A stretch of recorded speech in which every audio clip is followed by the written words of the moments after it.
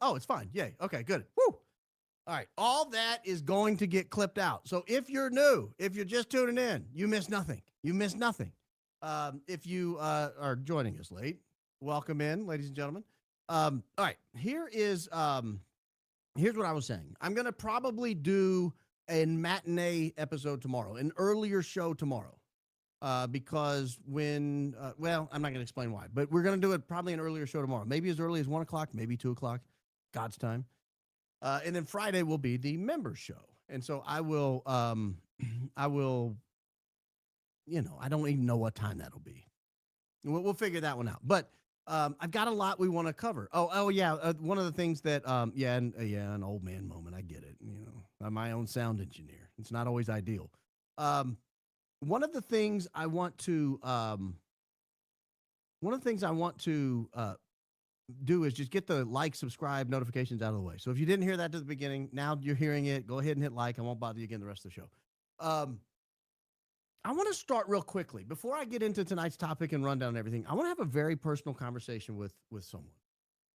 I've thought about who to appeal to. We used to appeal to Andrew Colvett a lot around here. I don't feel like that was, I feel like that fell on deaf ears. Andrew Colvett was a lost cause. Blake Neff is a disaster, right? No, I think I really think he's unconscionable. I don't think he functions like a normal human being. So Blake is out. I look at the people that were in and around Charlie on that day. You had Nate Walker, new guy, don't know him, he's out. Danny Phillip, young guy, don't know him, he's out. That gets us down to his security team, and then Mikey McCoy, and that's about it. That's about all that's left. Well, the security team's out. They were all in the van. Mikey, we know for a fact you've reached out before. I don't know what conversations you've had on your end, but I'm telling you, Mikey, this is not going to end well. This is not going to end well. Tyler Robinson did not do this, and you know it. And you know it because you know that I know what you know. And you've got to figure this out in the very near future. I'm going to give about 20 more seconds directly to Mikey, and then I'll move on to tonight. But Mikey, I believe you have a conscience.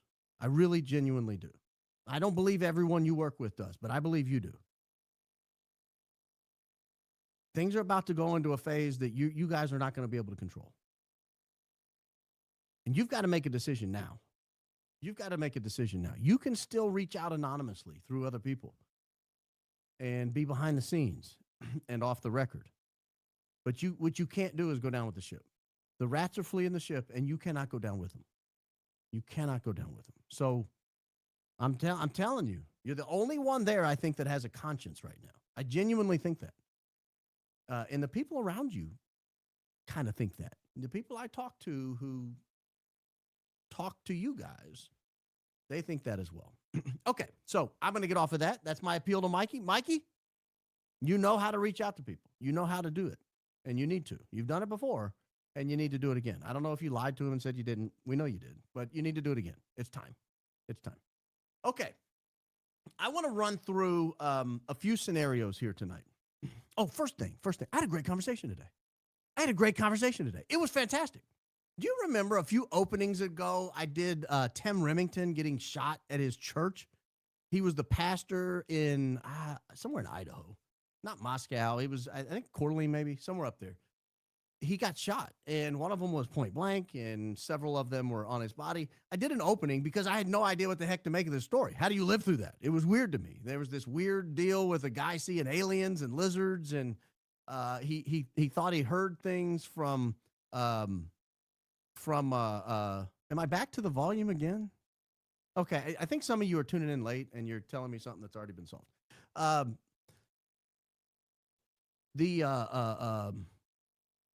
Hold on. Is it bad again? If you're late, don't comment as if you're on time. If you show up to the show late, don't comment until you catch up, okay? Don't comment until you catch up. All right. Okay. So I did this opening, and I didn't know what to make of the story. I thought it was a strange story. It was really, really weird. But I did it anyway because I had no idea what to make of it, and I thought, wow, what a crazy story. I'm glad I did. I'm really glad I did the story because Pastor Tim Remington, one or the other, reached out to me, sent me an email and said, hey, I'm the guy who got shot in the pulpit, or maybe it was a speech or something, whatever he was doing. I couldn't call him yesterday. I was too busy, but I called him today. I think he emailed a couple of days ago, and today was the first day we had a chance to catch up. He was fantastic. What a great guy. A true believer in Christ. He is a fantastic human being. We had a great conversation. It was one of those days that you just sit back and you say, wow, what a weird world. What a very weird world. It's a, let me pull this off and see if that helps. I don't want to do that. If it's too low, I can't help it. But volume trolls be trolling. Okay, it's good. Stop talking about the volume. Stop talking about the volume. Anyway, we had a great conversation. It was really, really a fantastic conversation. And he gave me details about the thing that happened that I didn't even know, that were not available in the press clippings and the stories that I'd read. And so I don't know what he wants to tell me. I'm going to have him in on a members show. I'm going to do a member show with him because the story is so much wilder than the one I did. I told him, I said, you want to do a podcast together? This would be great. The audience would love it. He's a true believer in the influence of the demonic realm on everybody. It's going to be a great conversation. So that's update number one. Update number two. A couple of days ago, we covered a police officer named Alan Robertson. Alan Robertson was at the event and went back, and we saw the images of where he was when everything went down. It looked to me like he was sort of between the Losi Center and the tent, not under the tent, not at the Losi Center, but maybe on a ledge or something in between there. And the Salt Lake Tribune actually captured him running. I don't know which direction actually he was running. Was he running to the tent or was he running away? I don't know.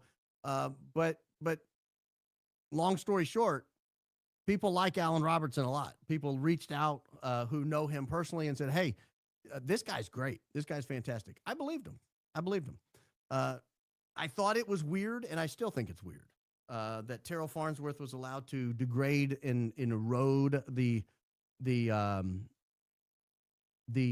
what's the word I'm looking for? The crime scene, that he was allowed to tear down the crime scene in front of people, whatever.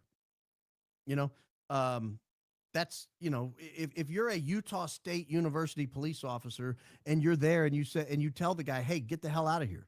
And he's like, no, I'm taking this down anyway. What are you going to do? Shoot him? I mean, you can't.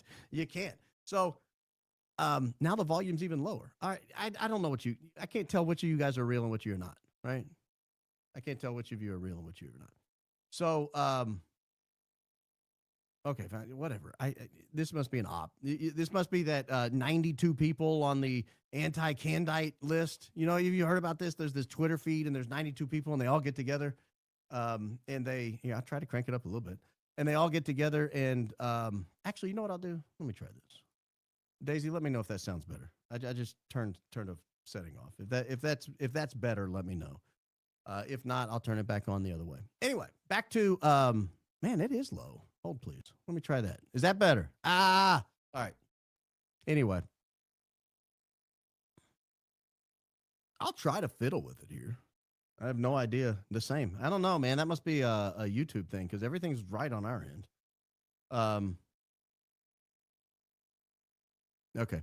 I can't keep messing with it. I can't do a whole show messing with the volume. So if you guys don't like it, it may post to YouTube better later and sound great. Anyway, I don't know what you're supposed to do in that situation. I'm not a police officer. I think it's I think it's a difficult situation that he found himself in there that day, sort of not even as a guest, because I don't think he knew that he was going to be. I don't think the Utah Valley people necessarily knew he would be there. But anyway, long story short, yes, emailers, I hear you. You guys are great. He's apparently a tremendous human being. Terrell Farnsworth, I don't know too much about the guy. I don't know if he's a great human being or not, but I do know he was violating the crime scene. Last thing I'll say before I get into the stuff tonight. Julian Dory is going to drop the second part of that podcast on Friday. We'll be doing our member show on Friday. He dropped the first part on Monday. It's done really well. People have given really good feedback on it. The people I know who've seen the members version that has dropped already for the Joseph Scott Morgan, Baron Coleman podcast that he held on Friday, that is that's going well as well. People like that discussion, primarily because this guy is an expert in forensics. He's an expert forensics investigator. This is what he does. He's been in autopsies. He's been at police things. He trains policemen in how to investigate crimes. He's been at the scene of crimes. This guy is a pro. He's an absolute pro. And we had a really good discussion on what should have happened. I'll go ahead and spoil that much. It was a great discussion on what should have happened. What should it have looked like? If everything had gone right, what would have been done? What is the minimum that should have been done? And we will find out. We will find out when we get to the case, as the case progresses, whether or not they did those things. I think it's going to be a real problem if they did not. And I'll be honest with you. I think it's going to be a very big problem if they didn't do it. So with that said, ladies and gentlemen, I want to play something here. I want to play something here because one of the things we like to do is what do we see be here? precise. We like to be precise when we look at evidence. And I have been curious about a particular piece of evidence. So let's take a look at this real quick. Let's take a look at this real quick and see how it progresses here on this scene. This is the image of Tyler Robinson going into the parking lot. It's all right. Been dissected. Sturgill. It's been dissected a million times. You may proceed. Appreciate that, Judge. Thank you. Go ahead. Okay, what are we seeing here, Agent Hall? That's the vehicle that is believed to belong to Mr. Robertson arriving in the parking garage on campus. Yeah, what time in the morning? What time of the day? It's approximately 8:30 in the morning on September 10th, 2025. And what leads you to believe this particular vehicle belongs to Mr. Robertson? Information that was provided regards to driver's license and Department of Motor Vehicle records of vehicle. As you watch that, he came in. Let's go back 10 seconds or so. You could see him come in. Look at the top left of your screen. Look up here at the top left of your screen. See how it says 9:10? That's September 10th. And then it says 8:29 a.m. 8:29 a.m. Okay? This is supposed to be Tyler Robinson's car in the foreground here. This is what Daisy likes to call a whale. In the background, that's a Ford Fusion. She thinks they look like whales. If you have one, ladies and gentlemen, don't be mad at Daisy. That's just the way she describes the Ford Fusion. But there's a whale coming in behind Tyler Robinson right there. But he enters here on this ground level, parking lot level 1 right here at 8:29 a.m. And then the description is, here he is coming into the parking lot. Time of the day? It's approximately 8:30 in the morning on September 10th. 8:30 in the morning on September 10th. So let's just watch this for a second, because now he goes to park. 2025. And what leads you to believe this particular vehicle belongs to Mr. Robinson? Information that was provided regards to driver's license and Department of Motor Vehicle records. The vehicle fits the description of a vehicle owned by Mr. Robertson. Again, they did not go by license plate number. They went by vehicle description. So hey, let it go. Let it go. Is there anything unique about that vehicle that stands out to you? The shape of the vehicle is very distinct, but predominantly the wheels were very distinctive on this version of the vehicle. Now what do we see? The driver of the vehicle exits the vehicle and then walks on. Yes. It's echoing really bad. Oh, is it really? Yeah, sorry, I'm on my phone. I didn't mean to butt in here, but yeah, I don't know what's up on YouTube, but it's. Everyththing's fine on my end. I know we're loud on the input. How about now? Is it? Oh, Well, no. it did sound worse. I can hear myself. All right. How about now? Look, I can't fix it. If YouTube's screwing something up, there's nothing I can do about it. Everything's fine on my end. So, if they don't. I'll just look in the run and I'll make sure that the video is not echoing. If it keeps doing it, we might just have to play them low or on mute maybe. Oh, you're saying the video? Yeah. It's loud or it's echoing? Okay, sorry. No, Hold on. Listen now. Let me play something. I think I can fix Okay. that. Guys, this is live podcast. This is amateur hour podcasting. Thanks for tuning in. Foot to exit the parking garage. It's the individual in the red t-shirt and the shorts. Oh yeah, he's echoing. Well, I won't play what he's saying then. All right. So what I'm here, I just won't play the video. I won't play the audio. So he parks at 8:30. He entered at 8:30. He parks. He's walking out, and we're gonna get a glimpse of him leaving. Right here he is. He's walking out of there. There he goes. We can't see the time because it's up here, white on white up there. But then he enters into the stairwell, and we're led to believe this is the exact same set of circumstances. But you'll see it's 9:24 right here. At the top left of your screen, it's now 9:24. All right? So back it up, and let's go back and look at what happened again. He comes in on parking lot 1, but look where he comes from here.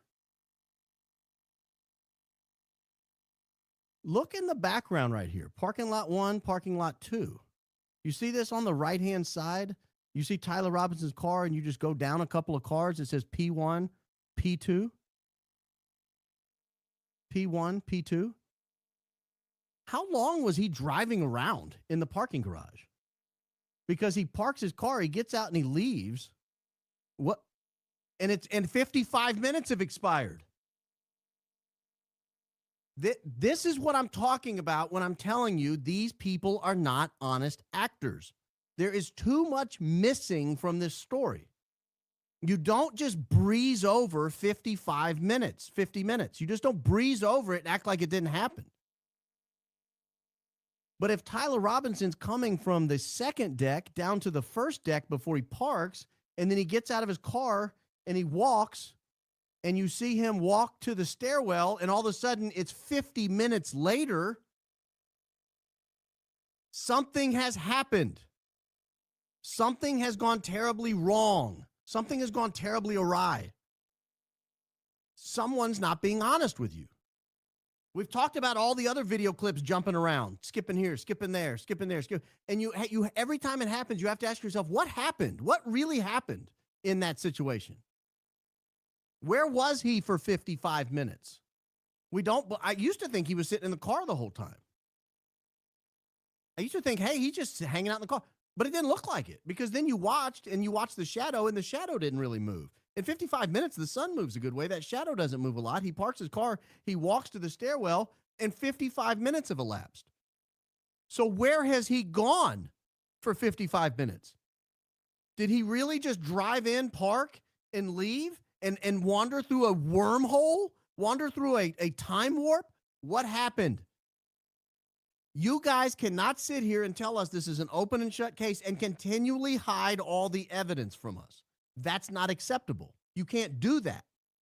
That's not an acceptable way to prosecute someone when the death, period, but especially when the death penalty is at stake. You can't do that.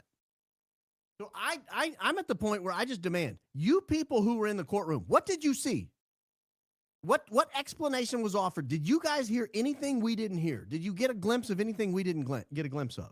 I just want to keep that in the back of your mind and let you know these sons of biscuits are lying to you, and they're lying to you continuously over and over and over. They're pulling parts of this story out, and they're not telling you about it. They're pulling this out, and they're not telling you what happened. Because to me, if he's in there waiting 55 minutes, he's either talking to someone, texting with someone. He's doing something. You're telling me this is the day of his life? Tyler Robinson woke up that morning and put on his Converse sneakers and his maroon shirt and said, today's the day I become a murderer. I'm taking lives today. Today's the day I hunt humans. Well, that's pretty gruesome and grisly. Tell me about what your day's going to be like. Well, I'm going to wander around the parking lot for 55 minutes. Yeah? And do what? I don't know. Well, the police aren't going to tell you what I did. I'm just going to roll in, and they're going to make it look like I just rolled in and parked. But the reality is that's a montage. That's not a straight up video. That video should not have been permitted as evidence. And the judge should not evaluate that as evidence, in my opinion. The judge has enough in that one video to look at it and say, I'm not going to consider this when I consider whether to send this to trial. They're just not, the judge should disregard it. Absolutely disregard that video. That should not be part of his evaluation. Because if you're going to play with the evidence, if you're going to hide the ball, if you're going to skip around and not tell us you're skipping around, if you're going to run it as a montage, a little sizzle reel, I think when I talked to Natalie Morris, she called it a sizzle reel. If you're going to run a sizzle reel and you're going to call that evidence does not need to be considered by the judge. And they've done this over and over and over. Now, I'm going to get off of that. I just wanted to mention it. It's a tragedy. It's a travesty. I just wanted to mention it. I want to show you something really interesting. Something got me thinking. This is an old video that was originally posted, I think, by a USA Today guy. I found it on Diligent Denizen's X feed. But I want to show you this video. I don't know if it's going to echo real bad or not. If it does, I apologize. I'll tell you what he said if it echoes. This construction site has a bank that I was at earlier that goes down to where the shooting happened. I just spoke to a young man who was working here yesterday. He said his colleague, who was also working here, who was working the excavator right there, spoke, he thinks, to the gunman. He says that a young man came up here, spoke to him, asked him if it was okay to come through the construction site, and Okay, so in case it's echoing, I'll stop it. Okay, it's echoing. I have no idea what's going on. We'll fix it. We'll get it fixed by tomorrow. But what he's saying is this guy, I think, is a USA Today reporter. He's on the scene, and I'm going to show you the scene where he was in just a second. He says there's a guy on an excavator, and I'll show you where the excavator was in a second because I have a photograph of the scene that morning. I have a photograph of the scene on that morning. So I'll show you exactly where the excavator was. And he says he thinks he talked to the suspect, that somebody came through the scene. And again, I'll show you in just a moment where it was.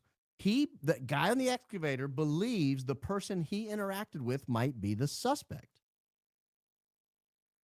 He was on an excavator. Guy walked through the scene. I guess he looked hurried. I don't know. Maybe he looked familiar. So let me show you this scene as it existed on that morning. And I will give you an idea of where this excavator is. Let me find the right angle here. Here we go. This is a good angle here. Here is, ladies and gentlemen, your excavator.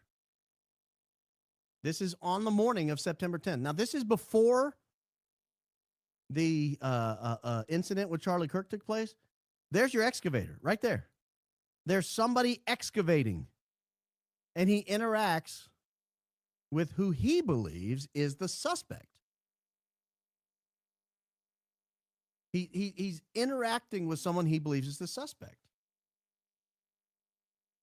which got me thinking, well, what's going on this construction site? Let's look around this construction site. So we just take a gander right here, right? So here's your roof. Here's the Losi Center roof right here. We know that Tyler Robinson, or whoever was supposed to be cosplaying Tyler Robinson, ran in between these bushes right here, these bushes right here in the middle, ran right there, and that's where the camera cuts off. That's where we lose him. We don't know whether he crossed the street. We don't know whether he took a right. We don't know what he did.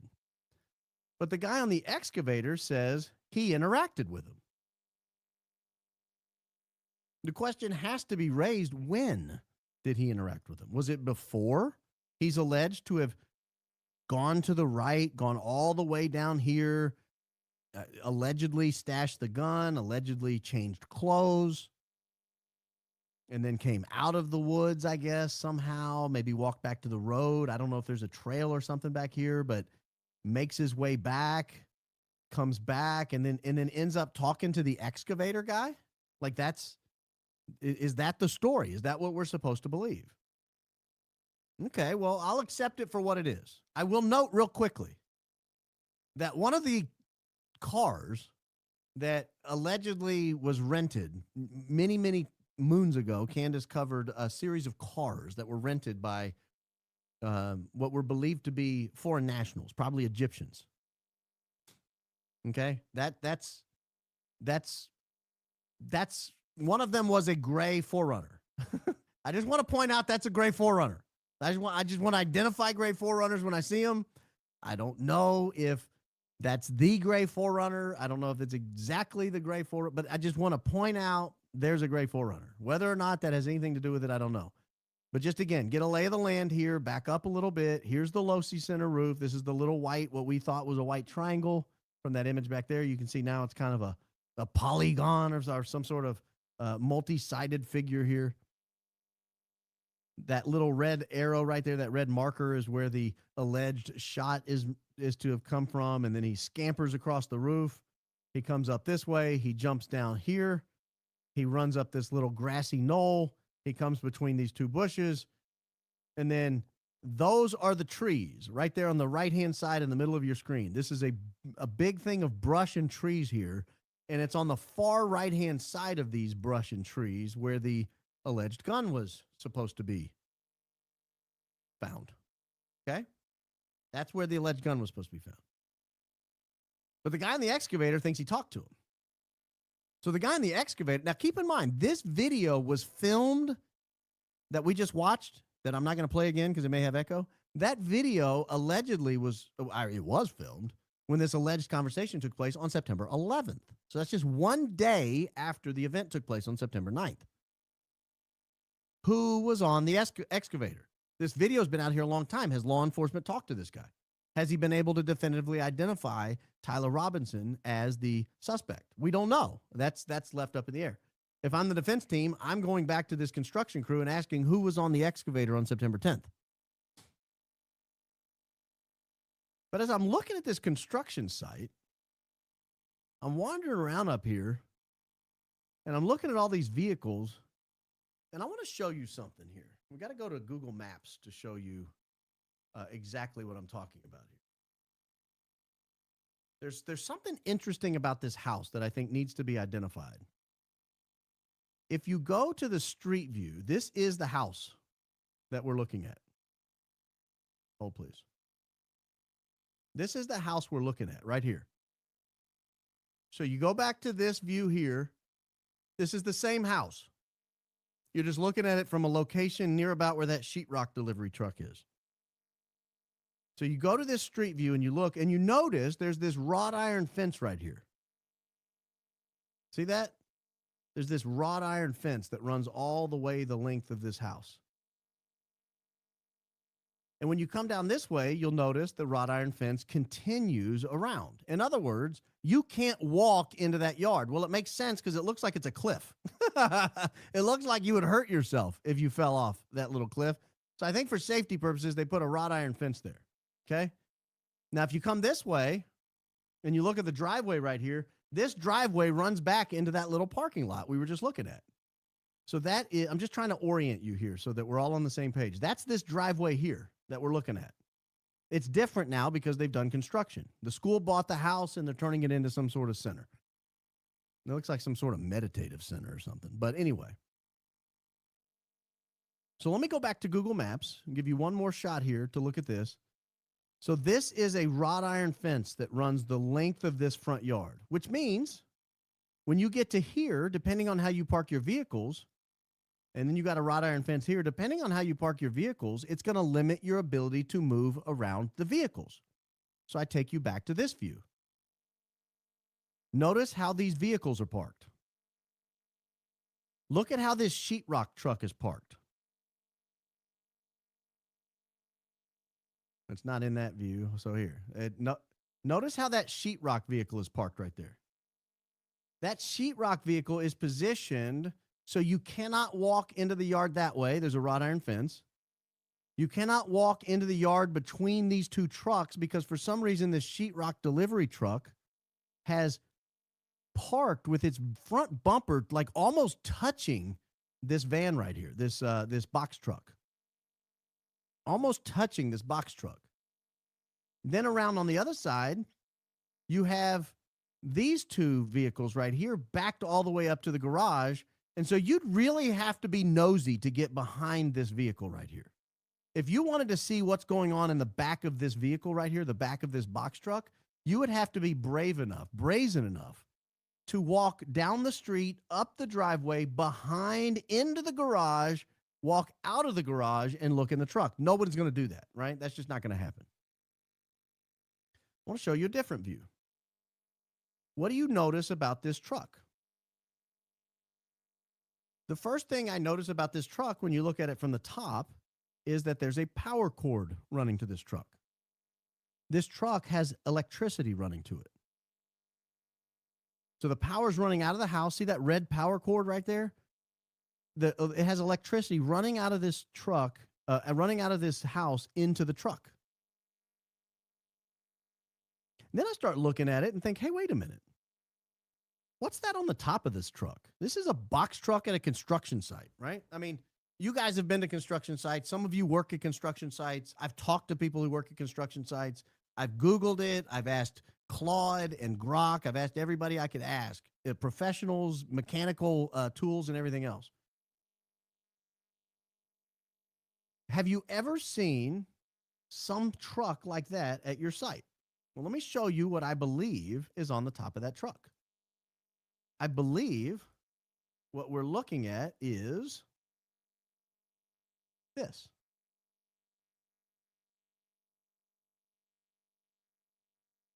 I believe that is an air conditioner on the top of that truck. You see these a lot of times on the top of an RV. You get these white sort of oblong looking things here, and they sit on the top of that, and they cool the interior of the truck. They cool the interior of the RV. All right. Fair enough. Kind of weird at a construction site that we would need something that cools the interior of this box truck. Okay. Fair enough. Fair enough. And then I start looking, I say, what is that little nodule on the front? We can go to some of these other views and we can see that nodule a little better. There it is right there. We can switch angles here. We can see it again here. Looks like a little white, I don't know, like a little dome or something right there. So what could that be? Well, we go looking and we try to figure it out. And we find it looks an awful lot like one of these.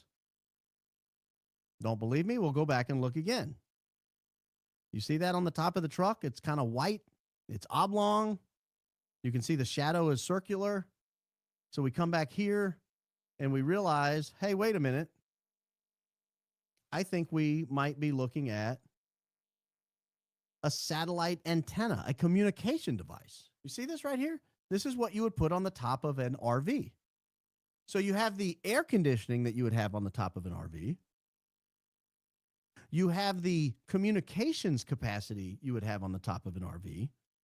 Was there anything else we noticed about this truck? Well, there's this human-sized door at the front that you could walk in up here. It's cracked open. And then you have on the back a door that has a window. It has it's like French doors with a window. Now, most of the time, when you're in a box truck like that, you have one of those roll-up windows.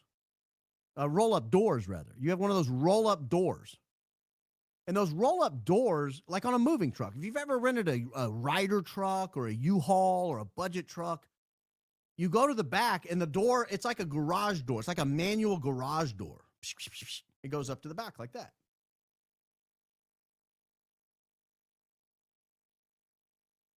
So then we think, have we found anything like this before? Is there anybody who makes something like this? And what on earth would it be used for? It obviously needs to mimic something that might be seen at a construction site. You don't want to have a truck at a construction site that looks nothing like a truck that would be seen at a construction site. But we have these vans. Now, these aren't perfect copies, but we have these vans that this group makes for undercover law enforcement or undercover operations. You can see it's got the normal cab of a truck front. Now this one has a little top on it right here, but if you flip through these pictures, you'll notice it has the human-sized door there. You come around to the back, You have the door with the windows in it, and inside of it, you have a fully capable command center. It's got seats. You can put desks in there. It has power. You can see at the top here, it has air conditioning to keep everyone in it cool. It has satellite communication, so you can stay up to date on all the latest happenings. Do you remember when Terrell Farnsworth was talking about they were doing some things different so they could stream the event live back to the ops? And I think he said the ops in Arizona. But in theory, anyone with a link would have been able to watch this.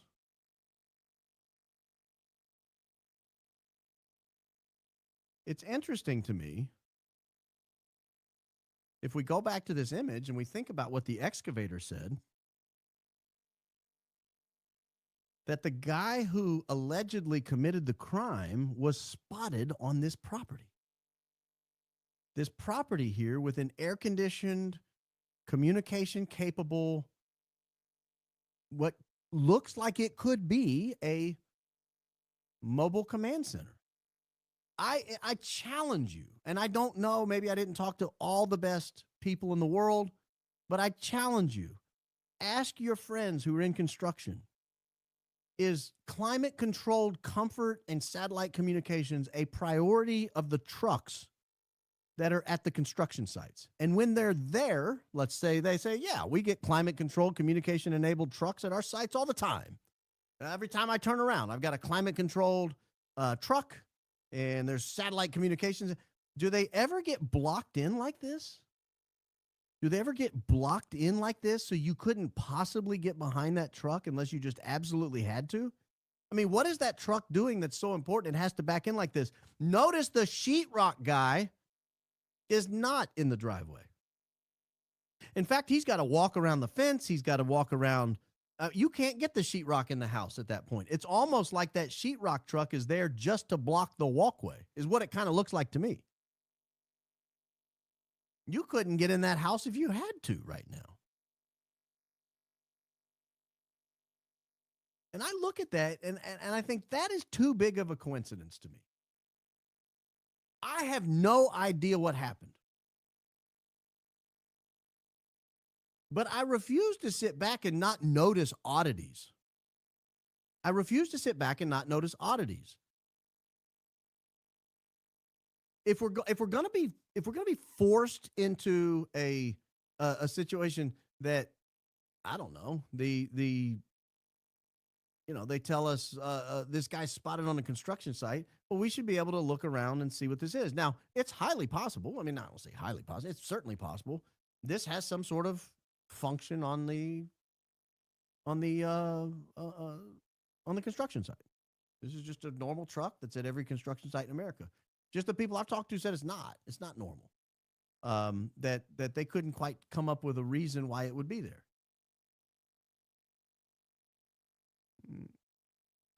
I don't know.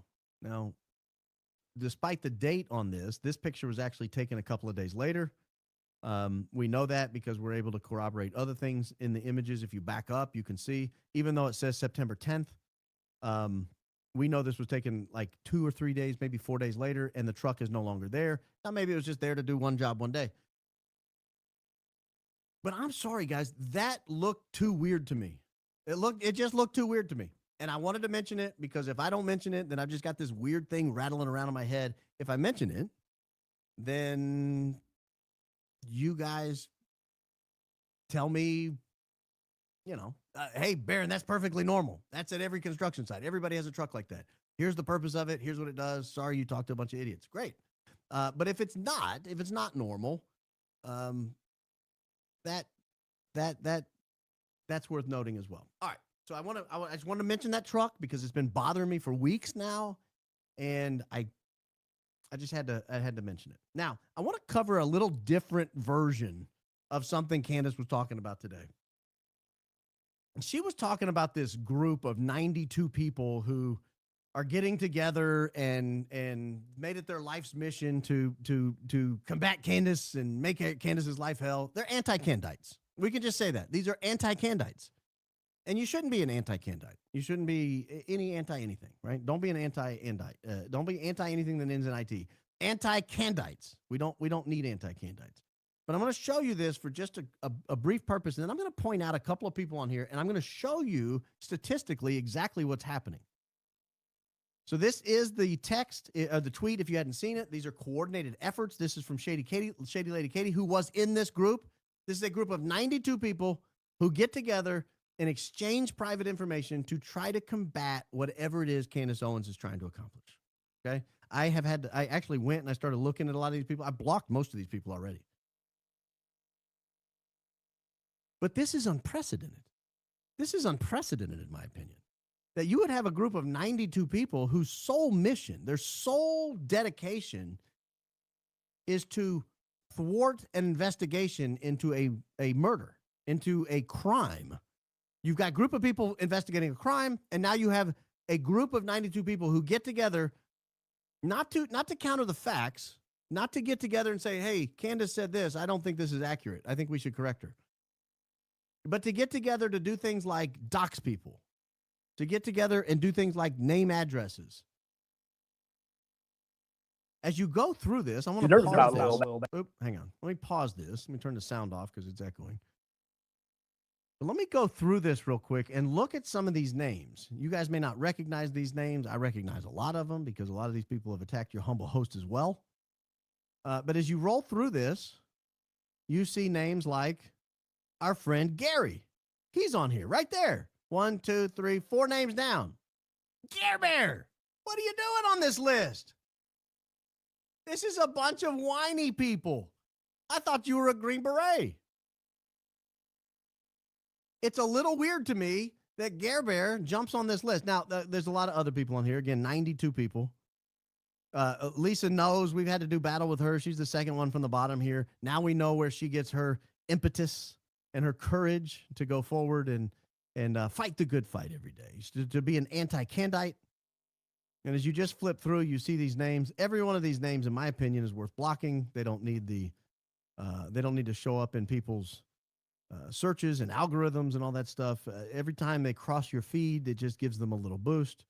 So this is a great list to go by and just block everybody, in my opinion. But I see these people, and I recognize so many of these names as people who have attacked your humble host over the years. Now, let's look at a couple of these, if you would.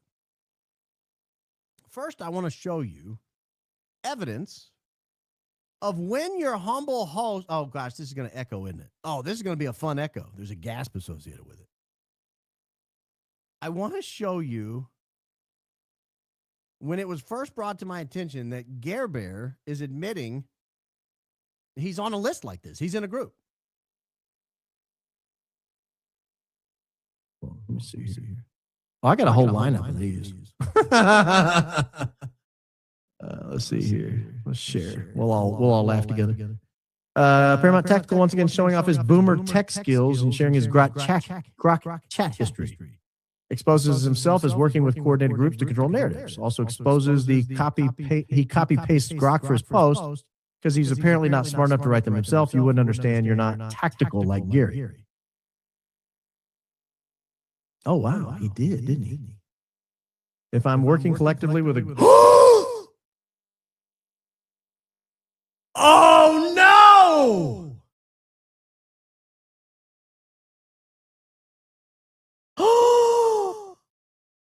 That's a lawsuit with Discovery. And now I think we have the proof. Because when he was challenged on that, Gare was like, no, I mean, I just have a few friends and we just control a little information. We're just trying to fight the good fight out here, ladies. We're just out here trying to fight the good fight. Just a couple of people here and there. We get together from time to time and we just try to make sure everything's on the up and up. Well, not exactly. Not exactly. That's not exactly at all what's happening, Gary. And now we know for sure that that's not at all what you are doing. We know for sure that's not at all what you are doing. Now we know you're on a chat of 92 people who have made it their life's mission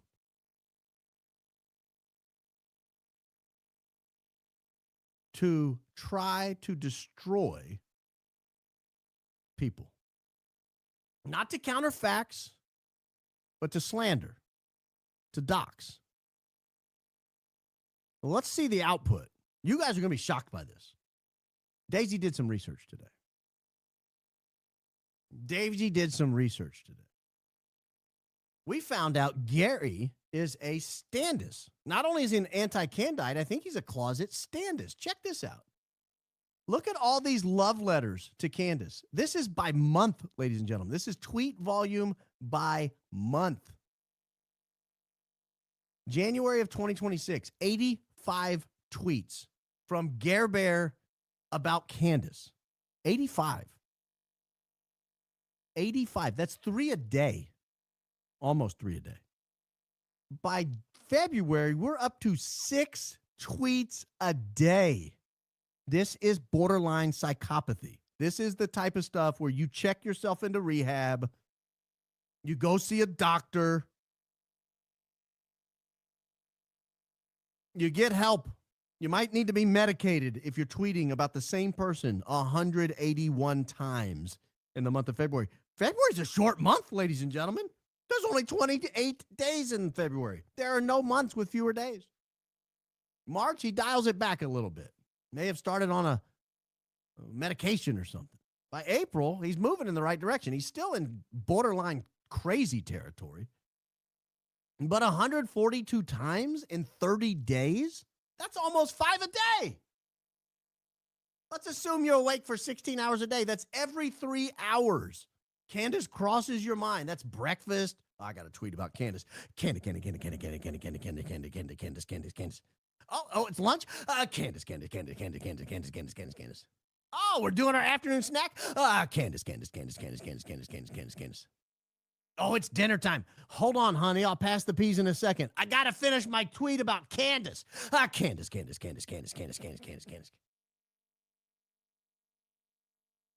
Afternoon snack, dinner, evening snack, another tweet before bed. Then we get to May. Look at May. That's 8 tweets a day. 8 tweets a day. Let's assume you're only tweeting during work hours. Let's say you work a normal 8-hour day. Guys, that's an absurd amount of tweets. That will keep them with the 16 hours a day. It's 8 a day. 8 tweets a day. That's every 2 hours. You are jumping on your phone or jumping on your computer and tweeting about Candace Owens. That's not taking Shabbat off, Gary. You're the bad Jew, Gary. That's not taking Sunday off. You're a bad Christian, Gary. You're just going. You're like the Energizer Bunny of anti-Candacism. It's unbecoming. If I'm Gary's wife, I'm really considering whether or not he likes her more than me. This seems like unrequited love. This is stalkerish behavior. This is so over the top. This is so over the top. By June, what, did he take a vacation? 83, we're back to January territory. 30 days in June. Maybe he was at the beach with the kiddos, went over to Ocean City, Maryland. Maybe he went to the Jersey Shore. Took a weekend in the mountains on the Finger Lakes. No, back in July, he's back, baby. More than 5 tweets a day. You can't even contemplate how many tweets this is. That is 1,068 tweets since January. 1,068 tweets. Guys, August just started. August. It just started. He's on pace for almost 2,000 tweets about Candace.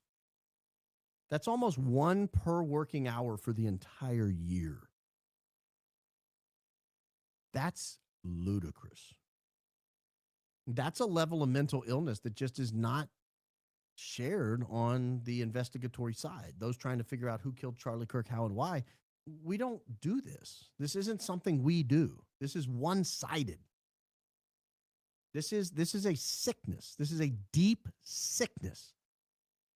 I don't even care if you're getting paid for it at this point. I don't care if you're getting paid by tweet. Like Gary might be broke. Maybe they're offering him $1 a tweet or something. He made $1,000. Maybe they're offering him $50 a tweet. He made $50,000. I don't know. You may not get paid at all. And Gary, if you're not getting paid and you're tweeting 1,068 times, seek help, Gare Bear. Seek help. You, sir, claim, I'm starting to doubt it, claim to be a former Green Beret. I cannot imagine what your former unit members think about a guy who tweets more than 1,000 times by August 5th about Candace Owens. It's crazy. And he's not the only one. He's not the only one. There are literally dozens of them on this one chat. There are dozens of them on this one chat, and this is what they're doing. They wake up in the morning, they read their little group text. Oh, Candace said this. We got to attack her. Today's word is demonic. Oh, she's demonic. Candace is demonic. She needs to see an exorcist. She needs to go to church. She's a bad girl. They wake up the next day. Today's word is crazy. Oh, Candace is crazy. Candace is nuts. I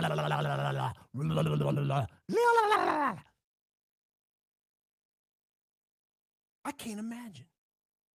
I can't imagine if my life's mission was to destroy a person who is investigating a murder. Like that's what's happening here. And here's the sick part of this. It's not just Candace. I haven't run the numbers on your humble host. Maybe we should do that, Daisy. I haven't run the numbers on your humble host. I have no idea how many tweets there are.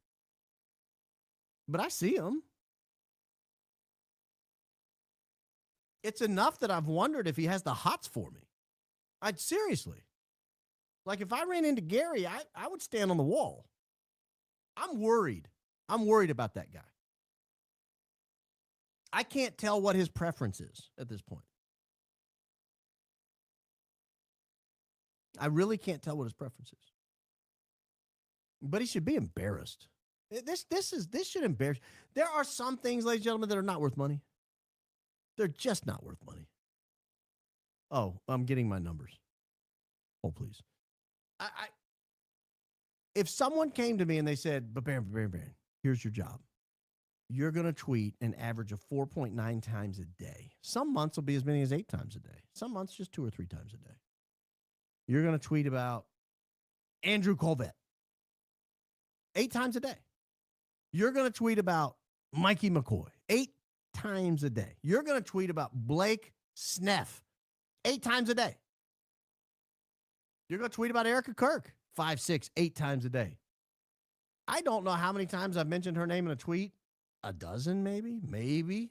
I don't know. I need to go back and run the numbers on myself. Oh, it's not too bad. Gare Bear. Maybe you don't love me as much as I thought. Gary doesn't love me as much as I thought. In January, only 3 times. February, only 7 times. March, he kicked it up a notch, 18 times. That's almost once per business day. April, dialed it back to 14. Not too bad, not too bad. May, kicked it up to 17. Again, almost up to 1 business day, one tweet per business day. June, 20 times. July, 27 times. You tell me there are only 4 days, Gary, that you did not wake up with me residing in your cranium for free?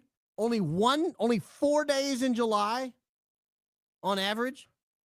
Did you not wake up with me right here in your face, Gary? That's only happened 4 times in July. You should be ashamed. This is embarrassing. This is embarrassing. I don't know how I could walk in the kitchen and look my wife in the face if I tweeted about people like this. I couldn't do it. I couldn't do it. Honey, I tweeted about Candace again 8 times today. Ugh. Huh? Yeah, 8 times. Yeah, it happened. You know how it is. I'm just so angry with her. Arr! Why don't you just go take a bath? You go take a bath. A cold one, sir, please, by all means. A little too aggressive for my taste. And then he had the nerve, ladies and gentlemen, the nerve to come after your humble host when I pointed out that he very likely was on something exactly like we are talking about right now. A group chat of 92 people whose sole mission is to cause chaos and disrupt and thwart an investigation into who killed Charlie Kirk, how, and why. And by doing so, again, not countering the individual facts. Not saying, well, Baron, here's why they probably cut out 55 minutes of the tape in the parking garage. You would understand. Here's why they cut off a minute of the tape. You remember when they showed us the courtroom tape and they showed him on the roof and then they showed him run on the roof and they like cut out 10 minutes or something in the middle of it? And I thought, well, what are we doing here? The whole point is that this supposedly happened. And you're telling us what you're telling us he put a gun together. Show me the picture of him putting the gun together. You're telling me he climbed up on the roof and then uninterrupted he made his way to the side. Show me it uninterrupted. Stop taking clips out. Stop giving me sizzle reels. If you want to come and say, hey, they don't want to waste 10 minutes of courtroom time. They only had 5 days. 5 8-hour days is all they had, Baron. 40 hours, 2,400 minutes. You expect them to burn 10 of those? Showing us the actual crime? Yeah, well, yeah, kind of. I actually kind of do. That's probably what they should have done. But it's not even like they're coming at and saying that. Instead, they just go and they call you names. Oh, he's a con man. Here is what your favorite Gare Bear. He's like a Care Bear. He's like a child. I can't imagine living my life this way. It's embarrassing. I wouldn't go to the grocery store. If I lived this life, I would not go to the grocery store. I wouldn't go get gas. I wouldn't go to church. I wouldn't go to restaurants. I'd be afraid someone would see my face.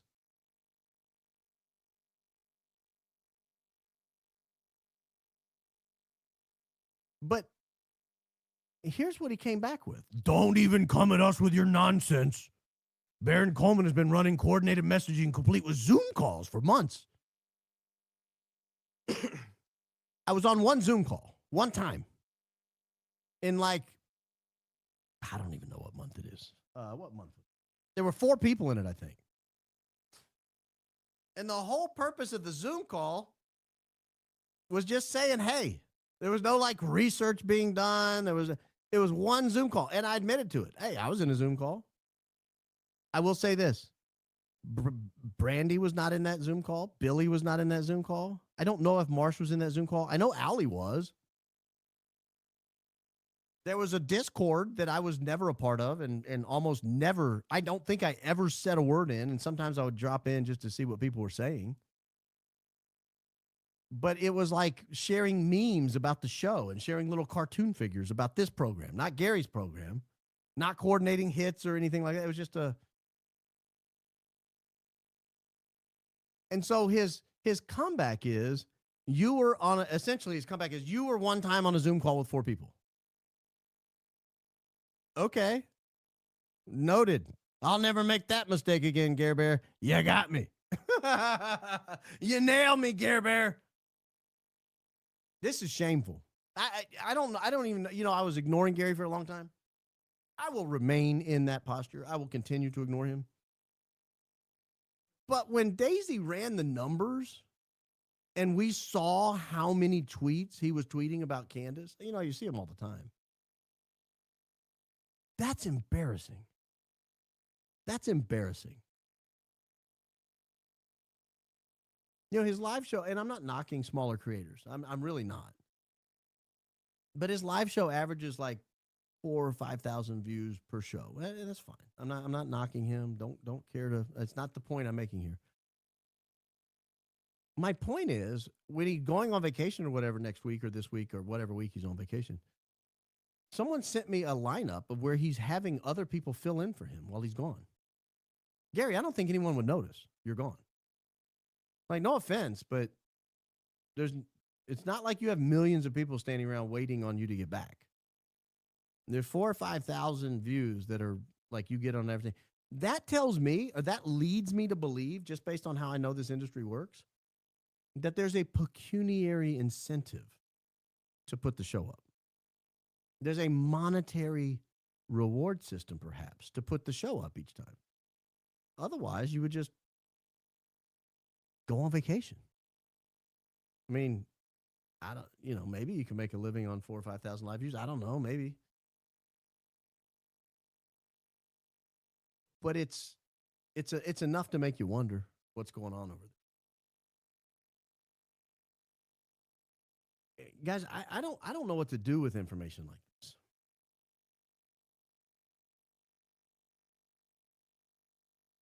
There's this idea that if you oppose the mainstream narrative that Tyler Robinson solely planned and executed Charlie Kirk, or even if you want to say perhaps he told some of his weirdo buddies about it, there's this narrative that if you oppose that in some way, that means you hate Erica Kirk, you think she had a role in taking out her husband, you think, I don't know.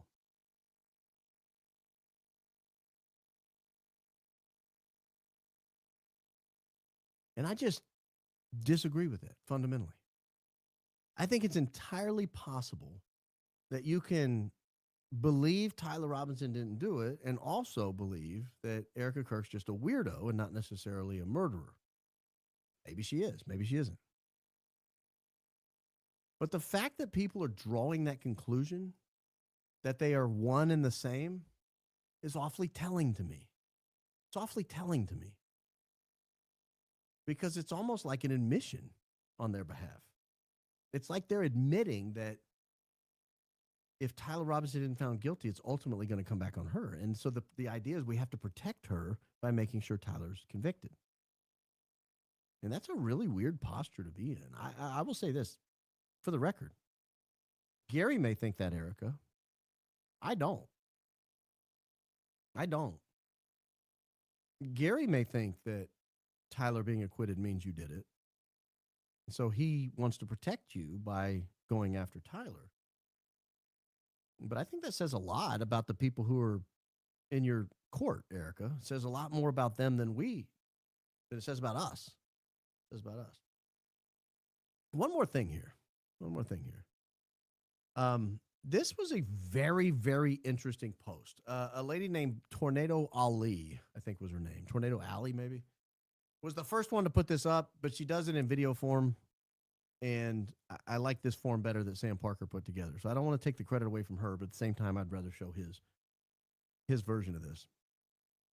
This is an image of Tyler Robinson, or allegedly Tyler Robinson, that we've all seen before. This is a Dairy Queen. Excuse me.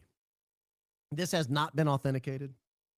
We don't know what time this was taken. We don't know what location this was taken. This was purported to be around 6:30 or so on the night of September 10th, but we don't know why it was purported to be that. We've not heard from the source.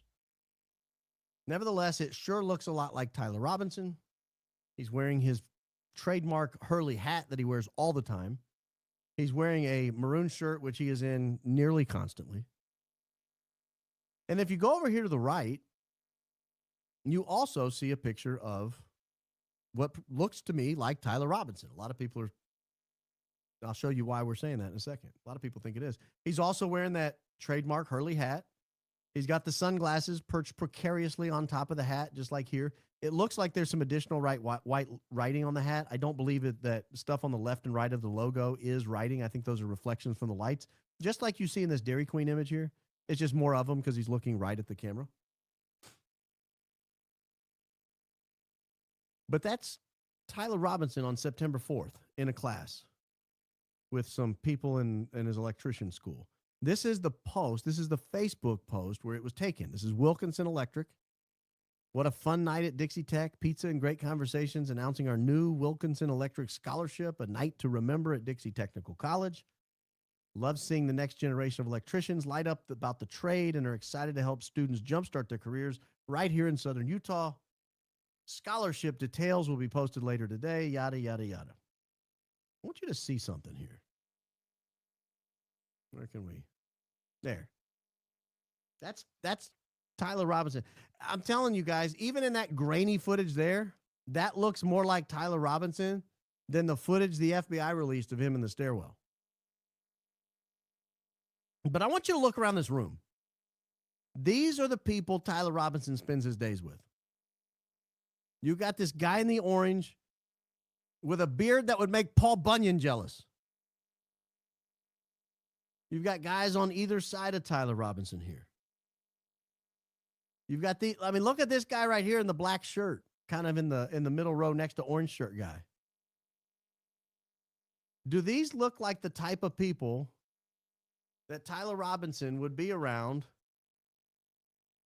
and get radicalized to go out and take out Charlie Kirk?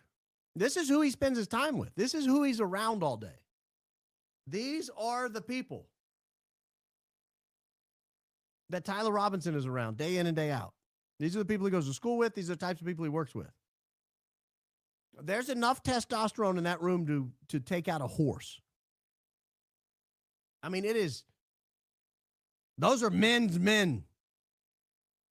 Those are men's men. Those are real men. And I look at that and I think, I'm having a hard time believing Tyler Robinson is some kind of wackadoodle leftist. I'm having a really hard time. And remember, in the text messages, they talked about Tyler Robinson would only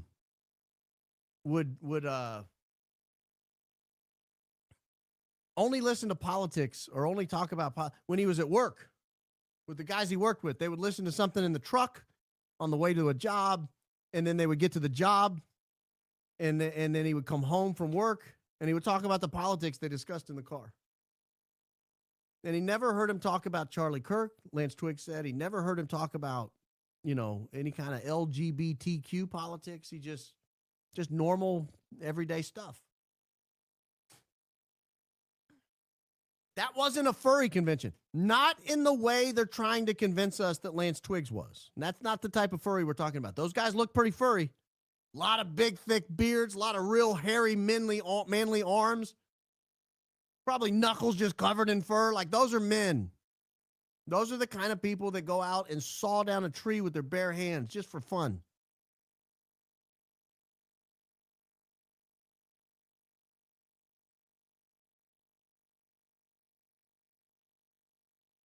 I think that's a devastating blow to this case. I'll be honest. It is a devastating blow on two fronts. One is it looks just like Tyler Robinson, and it's blurry and it's distant and you can barely make him out, but it looks just like him. While the people on the stairwell very much do not. They just don't. But the second reason it's a blow to the case is those aren't the type of people who are going to be ginning him up in their political discussions on the way to work to go take out Charlie Kirk. They're just not, that is not the crew. That might be the crew that's passing around the latest swimsuit issue for Sports Illustrated or worse. Those guys have calloused hands. Those guys get shocked when they play with electrical stuff. They're immune from that. I'm just sorry. They just are. No one in that room wants to take out Charlie Kirk. No one. And keep in mind also, Lance Twiggs also had some kind of a blue-collar job, meaning he was around people like that all day. The story falls apart. Every single thing you look at in this story, it just begins to fall apart. The story doesn't add up. The only way this story would have made any sense whatsoever, and I say this often because I think it was what the plan was, the only way this story would have made sense is if Tyler Robinson did not make it alive to turn himself in.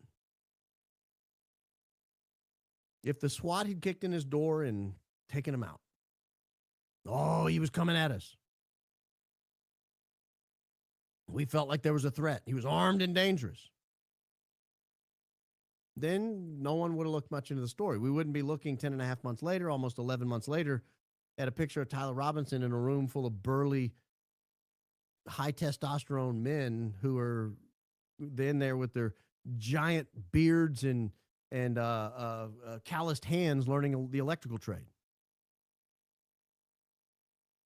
We wouldn't have come to that picture. We would have said, oh, he's one of those, huh?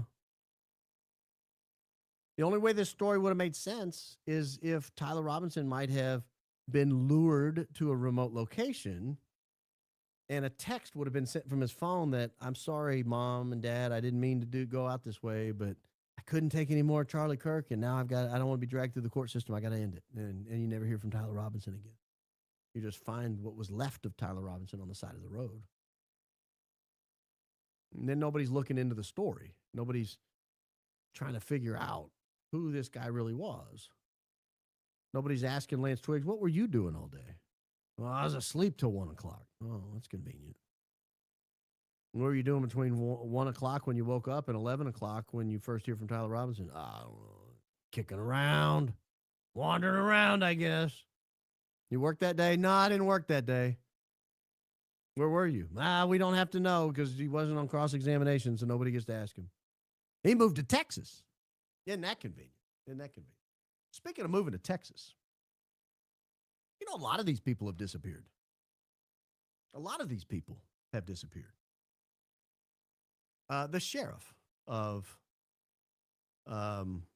Washington County, the one who was overseeing the law enforcement activities in Washington County the night Tyler Robinson turned himself in, the one that came with shaky hands and an unsure speech to the press conference, well, on March 27th, he resigned. On March 27th, Nate Brooksby resigned from his elected position as Washington County Sheriff after allegations of sexual harassment and interference in an investigation. They never told us what investigation he was interfering in, by the way.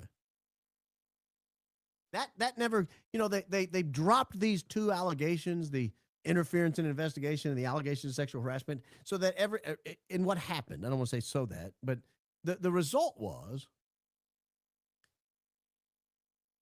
that it must have been related to that. But all the detail they gave us was this. He interfered with an investigation into one of his deputies' alleged misdeeds that resulted in the deputy being charged with unlawfully accessing, using, disclosing, or disseminating criminal investigation records. Well, I don't know what case that was, but that's not very specific. That's not very specific. It doesn't say that it was not related to Tyler Robinson. But whatever it was, it led to him resigning. So we have one man down. Well, two men down. Lance Twiggs has fled the state of Utah. He's now in Texas. It makes it more difficult to bring him in for a preliminary hearing. And Nate Brooksby's resigned. What about Agent Hull? Agent Hull, the lead investigator on the case? I don't know if it's going to echo or not, but we're going to play it anyway.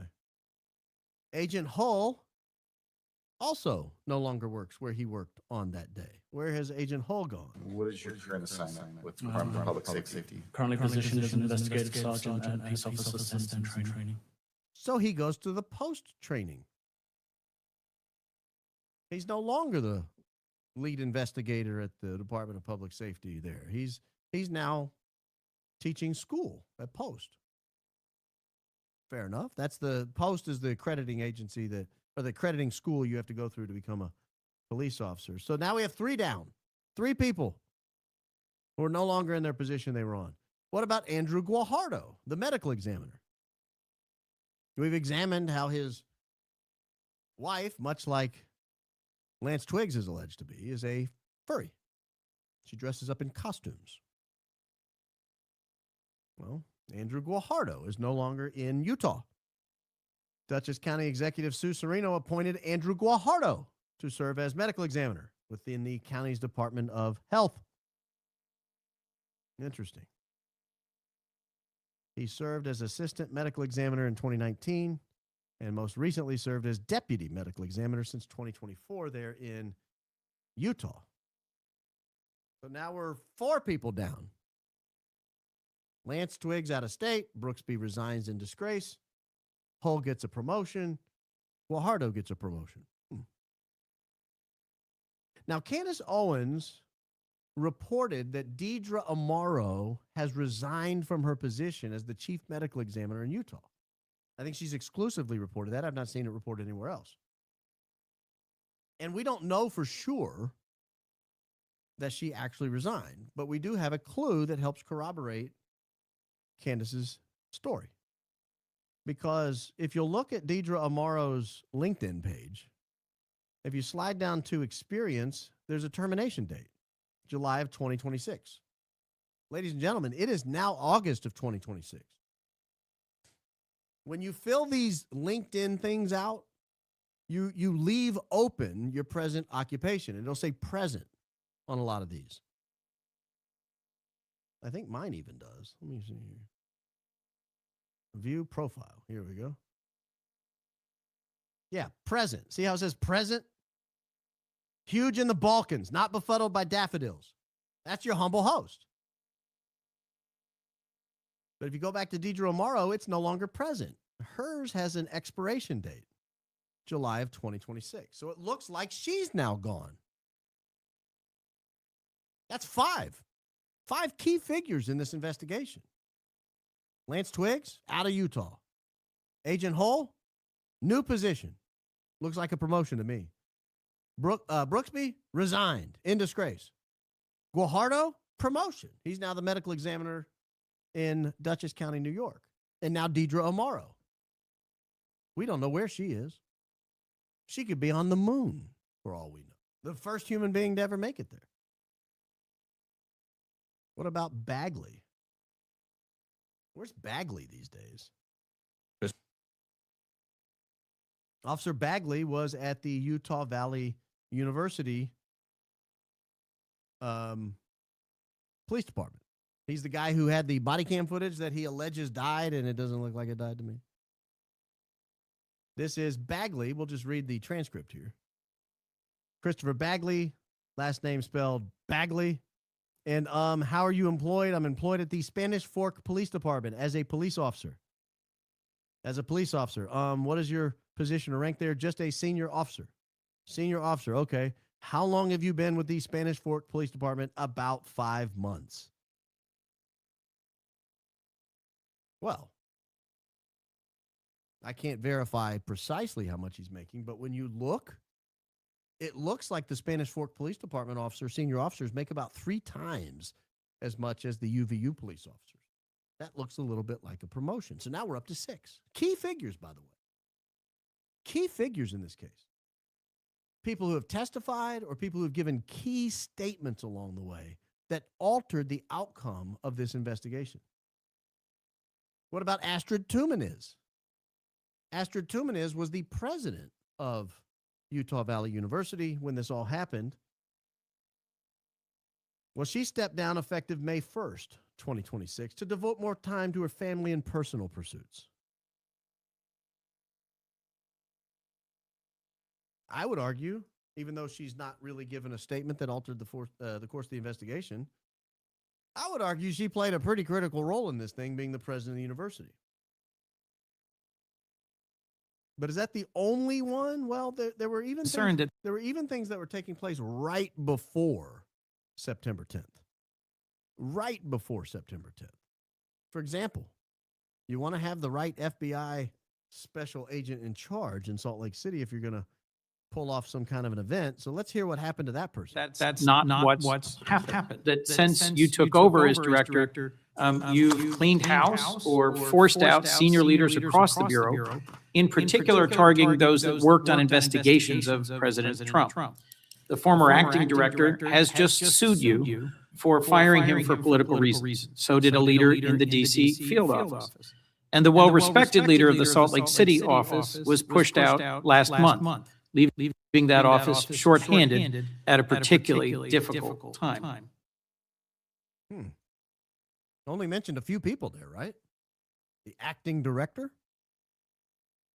a field office director, and Salt Lake City. That's the only people he mentioned. That's starting to look like a lot of people are fleeing. A lot of rats being forced out or fleeing the ship. There are more. We could have made this a very long segment. We could have gone into some of the minor players along the way, other police officers that have left, other things that have happened, but this is a smattering. I would argue this is a little unusual. It seems like not only were there a lot of shakeups right before it happened, but there are a lot of people that are distancing themselves or getting away from this case after it happened, either getting promotions, getting massive raises, or taking jobs other places, or in Deidre Morrow's case, just quitting, or Astrid Tumaniz's case, just quitting, leaving. It's a little unusual. I think it's a little unusual. I don't think you can look at that and say, 100%, everything's terrible. You know, these people all left because of Charlie Kirk case. I mean, maybe. But I think by the time you look at the sum total of everybody, you start to see a situation where everyone's just leaving. Like, for example, where's Dan Flood? He's no longer on the TPUSA website. He was there for a long time. He was making really good money. If you go back and look at their 990s, he was making really good money. Hundreds of thousands of dollars per year. Where is he? You don't see him anywhere anymore. I don't see him in any TPUSA footage. I don't see him in any Erica Kirk footage. What's he doing? He's still on the payroll? That's the rumor. Is he being paid just to sit at home? That's the rumor. I don't know if that's true, but that's the rumor. And if he is, why? Was it because he stepped forward and touched his arm? Did he know something? Was he particularly bothered by what happened in that car? Or what happened under that tent? I don't know.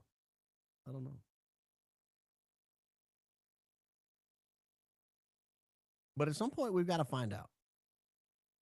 At some point, you can't have a guy like Dan Flood, who is absolutely instrumental and critical to this story, just continue to sort of linger in the background of this story, sort of linger in this unknown state of where in the hell is he? Where's he working? Is he working? Are you still paying him? What are you paying him for? What's he doing? Is this a work from home opportunity? It's hard to be a security guy in a work from home opportunity. Did he get a promotion? Did he get a raise? What are his new responsibilities? And don't tell me it's none of my business. This is a tax exempt organization. It is our business. Those are tax supported entities. Tax exempt organizations are tax supported entities. We have a right to ask, where's Dan Flood? How many of our tax supported dollars is he taking home, and what is he doing in exchange for that? That's why you have to file 990s, and that's why they're public. So don't tell us it's not our business. If it's not our business, then become a for-profit entity. And if you become a for-profit entity, we don't have to ask where Dan Flood is or what he's doing. Because at that point, it won't be our business. You'll be paying your taxes, just like everyone else pays their taxes. So it's none of your business how much they make or what they do for it.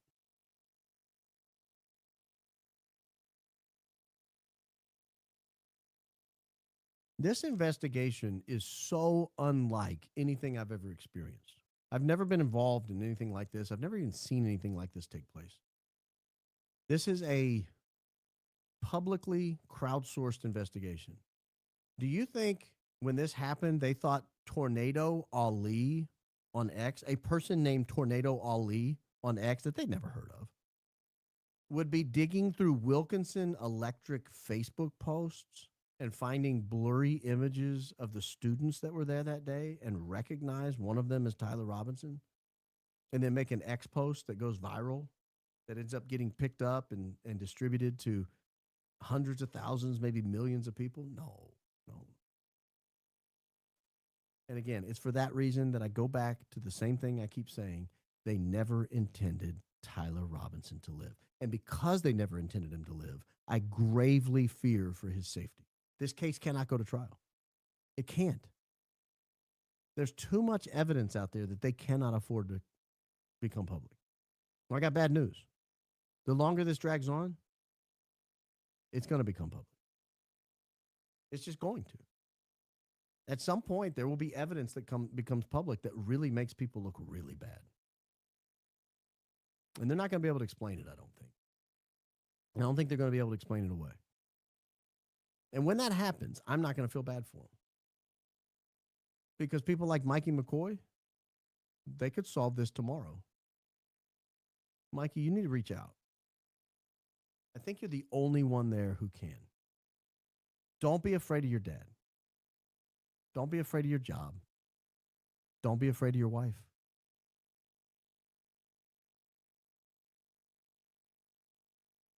Be afraid for your soul. That's what you need to be afraid for. And if you keep your mouth quiet too long, you should be afraid for your freedom. You should be afraid for your freedom. You know that movie, I Know What You Did Last Summer? You guys weren't as stealth as you think. Count on it. All right. I've got to get through some of your comments. I promised you I wouldn't bother you again about liking the video, so I'm not going to. I'm not going to tell you to like and subscribe and click the notifications and join the show if you want to be at the members chat Friday. I'm not going to do that. I'm not going to do that. I promised you I wouldn't, so I'm not going to. I will remind you, if you want some merch, it's a great way to support the program. Nurse Casey does a fantastic job with the merch. Go to realbeerandpodcast.com. Check it out there. There's no sound. I'm going to get the sound fixed by tomorrow, but there's no sound with the merch. Right? You just go to the website, click the merch button up there at the top. It takes you here. Click the view all button, and you get a list of all of it. Nurse Casey was working on a new hoodie the other day. She sent me a mock-up. I don't know if it's up yet or not, but it's going to be dope when it gets up there. This is my favorite here, the unisex midweight hoodie. I love it. It's clean, simple, easy. But there's a lot of cool designs up there. There's the OG hoodie there. That's the first one we ever released. This is a high IQ outfit.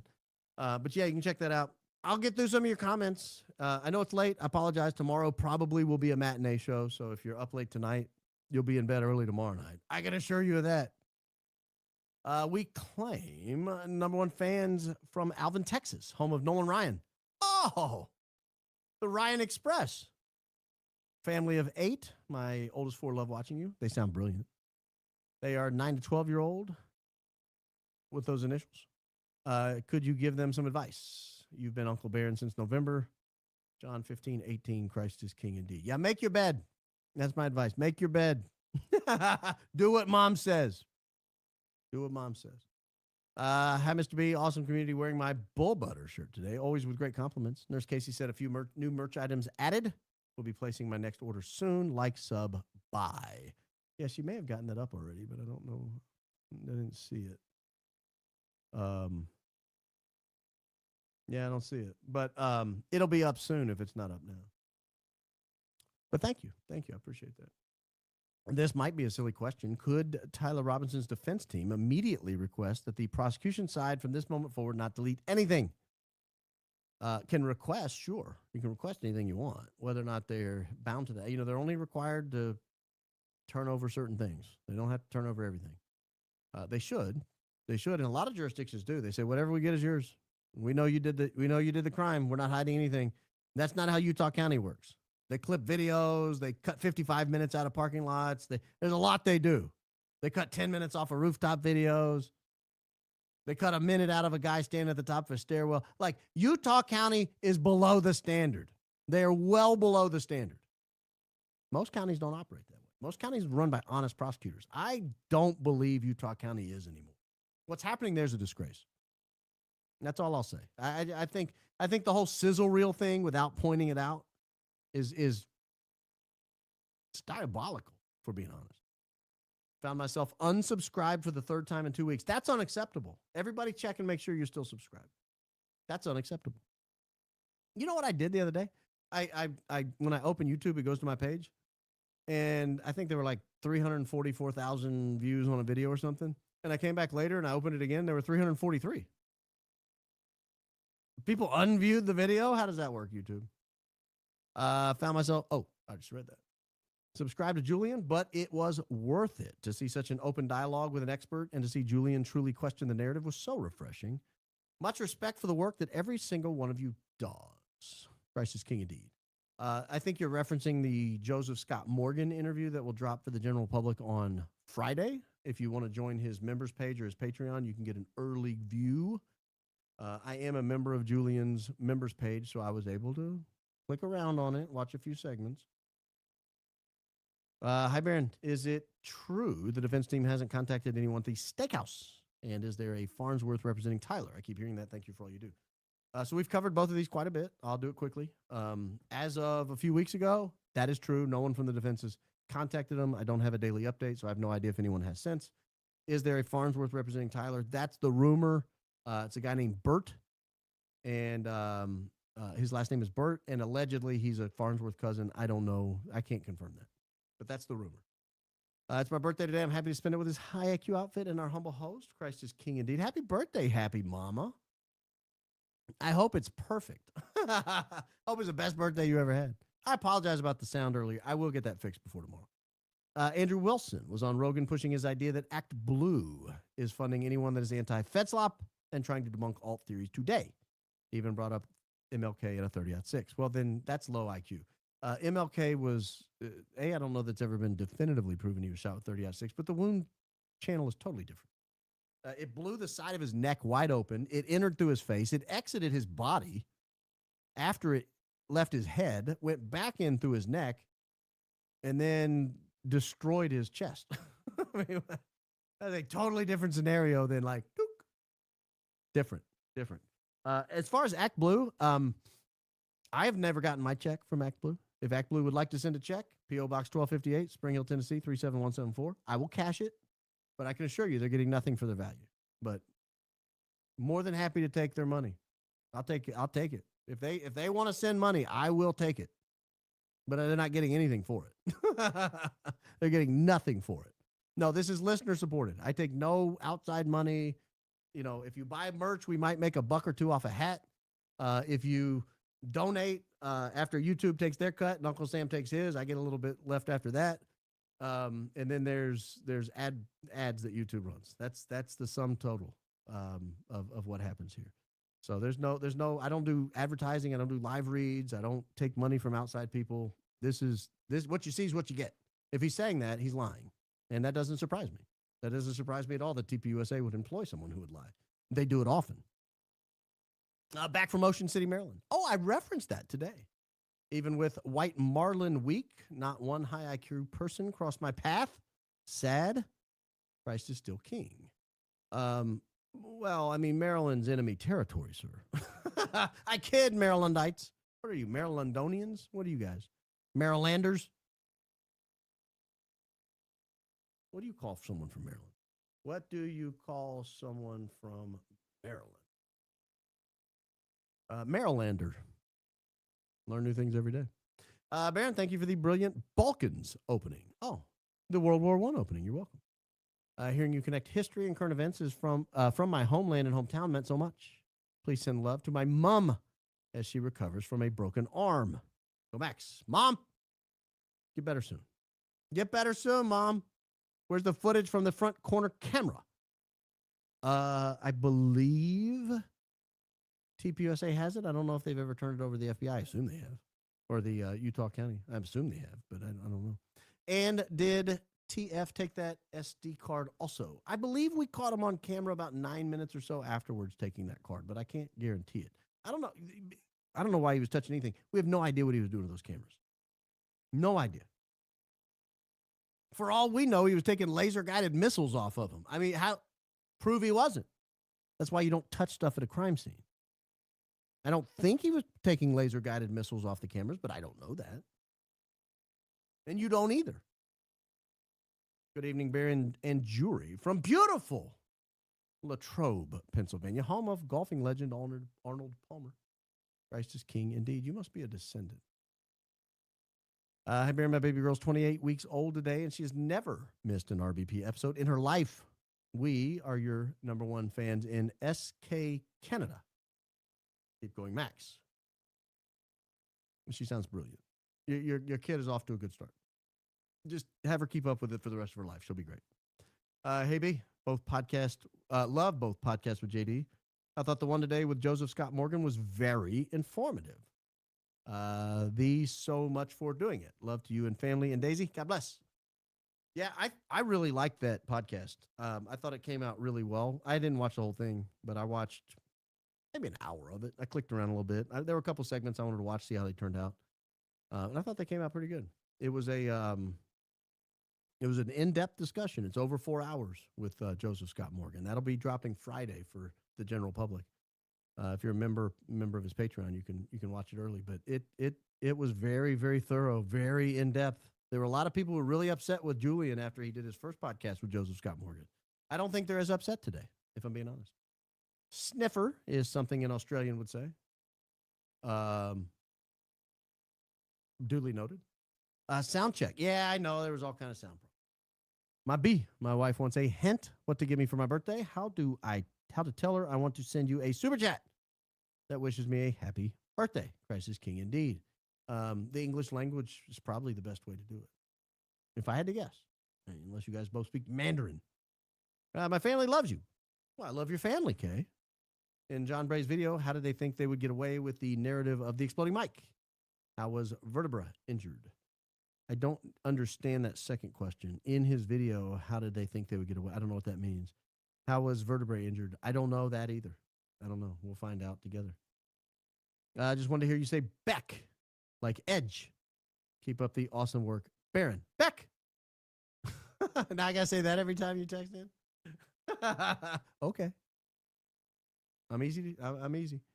But Baron, thank you for sharing your sobriety and inspiring others. My daughter needed a community like this. Getting sober alone is hell. It helps when you've got a loving community. I'm telling you guys, that's why they hate this community. You understand the mainstream wants you guys in miserable condition. And we don't. We don't. We want you being your best. Fantastic interview with Joseph Scott Morgan and Julian. Loved the high IQ dialogue. Well, thank you. I appreciate that. Did you know the suspect in the Spokane, Washington fire was searched for in Google Trends in same locales? Same with the LA fire starter suspect. They really hate us. I did not know that. I did not know that. I hate I have the volume turned up all the way, still can barely hear you. Sorry, but I can't help it. I'm going to fix it before tomorrow. I can't fix it in the middle of the show because then I got to take everything apart and see what's happening. Coming soon to Amazon. If I Did It by Dr. Erica Kirk, allegedly. #1 from State 48. Is that Arizona? 48th state? Yeah, I don't think she'll write that book. I don't think OJ should have either. My B. All right. I'm going to skip the volumes. I know it's an issue. I appreciate your contribution, but I don't want to talk about volume. When do we talk about N1098 Lima? Go back. I did like 4 shows on it. You'll love them. Remember, Dan Merrill, the emergency paver, who specifically said the governor and FBI were involved in the decision. Governor Cox from Utah State, as well as those officers, Alan R. and Chris H. Yeah, I covered the Dan Merrill interview where he said that. Yeah. I'm going to have to remember your second one here. Governor Cox from Utah State, as well as those officers. Okay, gotcha. I'll try to remember that. TR hires Steve Faris. Just ask Preacher. I don't know what that means. Why isn't the 9/11 event listed as a tour stop? I don't know what that means either. Are you talking about the events I pulled up the other day? It wasn't a tour stop on that tour. It was just a college appearance. That's why. We are fighting to expose the truth of Charlie Kirk's murder. You and I are old enough to know God expects us to stop another murder. Thou shalt not kill. We must focus on protecting TR also. Pray for everyone. Christ is king indeed. Yeah, you guys need to pray for Tyler.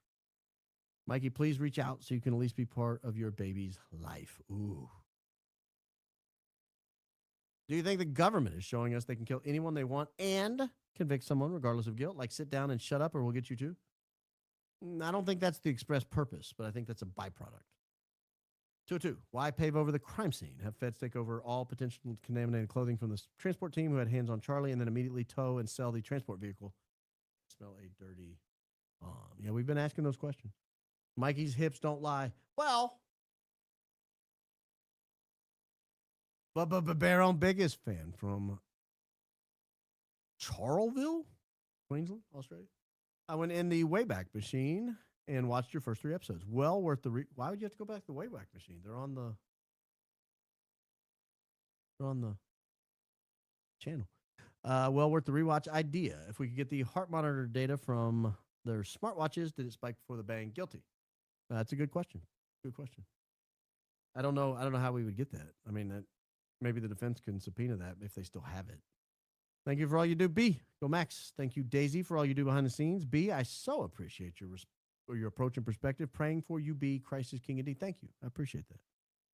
Always could use the prayers. Always happy to have them. I will never stop you from doing it. Hey, B, thought LT's statement said TR was home on AM of 9/11. Why wouldn't he have showered and changed his clothes before turning himself in? Odd? No. I don't know what his grooming habits are, his hygiene patterns. Golden Mike, Golden Pager. Right limb was a supporter. Right limb. Our limb was a supporter of our greatest ally. Beck is a mouthpiece for TPUSA and ISR. I'm giving the pager. Mike, gotcha. Okay. This show 100% meets the standard. Yes. Yes. I had to keep asking him. One of the things you want an expert to testify to is whether or not the standard was met every step of the way. And I had an expert there in forensics, in forensic science, in investigations, in autopsies. Why not ask him what the standard is? That was my goal going in to that interview. That's why I agreed to do it. I wanted to know what the standard was every step of the way. Because otherwise, we're going to get to a situation where they start presenting evidence in the trial, and then we're not going to know what the standard is. It's going to be too late to ask. Experts will start changing their mind on what meets the standard. Well, I don't want to get there. I don't want to get there. People with low volume go out and back in. I use my phone for chat and watch on TV, and it works fine. Thank you, B. Jesus loves you. Oh, it could be as easy as that. Just log out and back in the middle of moving, but had to stop to watch my B live, even if my TV is on the floor. Go Max. Christ is King indeed. Congrats on the move. Moves are fun, but moves are a little bit of a hassle. I hope your move is going well. Volume is fine. Keep moving. Thank you. I appreciate that. I wish I'd have read that the first time. Yeah, I'm a part of the jury now. Thank you so much for membership. Baron, you're an amazing human, and I'm grateful to be part of this high IQ outfit. Jesus Christ is King. Volume is fine, humble host. Allegedly, Christ is King indeed. Volume is great. GOAT trophy, whatever that means. I saw an interview you did 10 years ago. Wow, you have aged like fine wine. Not trying to be creepy, I swear. Christ is King indeed. Love from Richmond, Virginia. I always tell people the 2 things that make you the ugliest are alcohol and cigarettes. And I would drink a lot of alcohol back in the day. I don't know what I would have looked like if I was sober back then. I probably look better, younger, better. But thank you. My B, I've been so blessed with the extra humble host hours this week. Thank you and your family for your time. You did an excellent job on your interviews. Well, thank you. I appreciate that, genuinely. It's a lot of Baron in 1 week, to be honest with you. 8 extra hours. And not with comments, just Baron. Checking in to say, I hope CO picks a certain humble host to be the godfather once she has her baby. Christ is King indeed. Well, that would be a high honor to be anyone's godfather. But I trust she'll make a wise decision in the best interest of her children. We've been able to hear you this whole time. Don't pay them attention. Oh, duly noted. Celebrated 1 year sober and feel so good. Also, my son needs prayers from our community as he is restarting his sobriety journey. And this time, he's including God. Pray he can do what God requires to be able to go home to his family. Oh, my goodness gracious. I will pray for that. Well, first, congratulations on your 1 year. And we'll certainly pray for your son. I bought the Mountain Valley water because of you. My daughter Kingsley is 4. She tried it and loved it. She said, Mama, can you call me Baron? I mean, yeah, I can. Watch both of the Julian interviews. You were awesome. Oh, thank you. I appreciate that. Frank Turk at home, shaking fist at screen. Crank and yank that volume button. Oh. I don't need to crank and yank. Oh, let that one go. There was nothing wrong with the volume when you started the show. I wonder if the Fed Slop was following you. Very, very possible. They've done that before. But it's also possible the volume sucked. I'll figure it out. I trust Daisy, and she told me it was too low. Where's Charlie's dog? Please tell me you know. I don't know where. I could guess.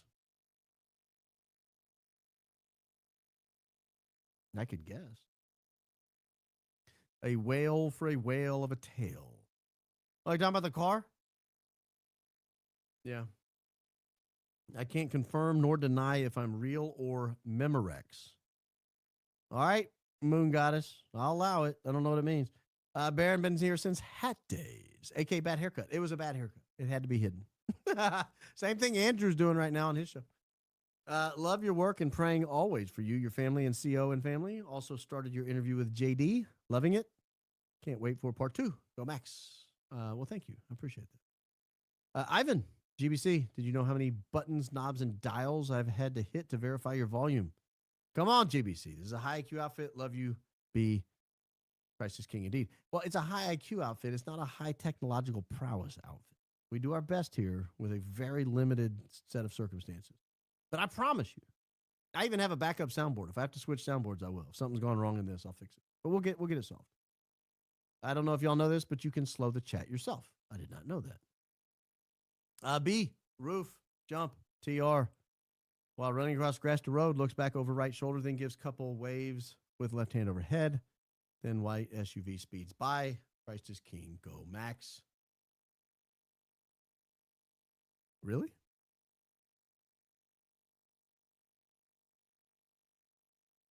Is that true?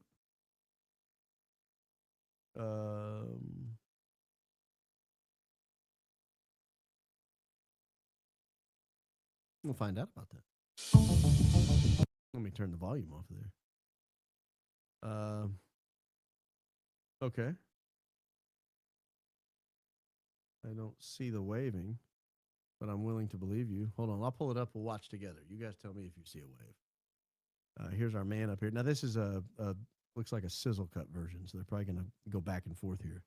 Running across the road. Oh, no, we gotta. We got highlights. There's the floppy gun. You remember that game you used to play with your pencil where you hold it lightly between two fingers and it flops? Apparently that's what he was doing with the gun. Watch, the gun flops. They're telling us this is a gun, this black thing, but watch it. It's floppy. I don't see any waving. Did you guys see waving?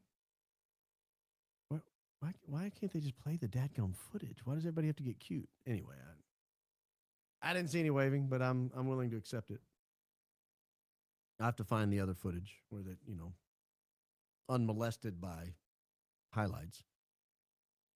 Baron, video evidence. Charlie was electrocuted. You can see the literal melting of the wires, how it connects to his hands. Please see this. I've tried since before dawn passed. Please help.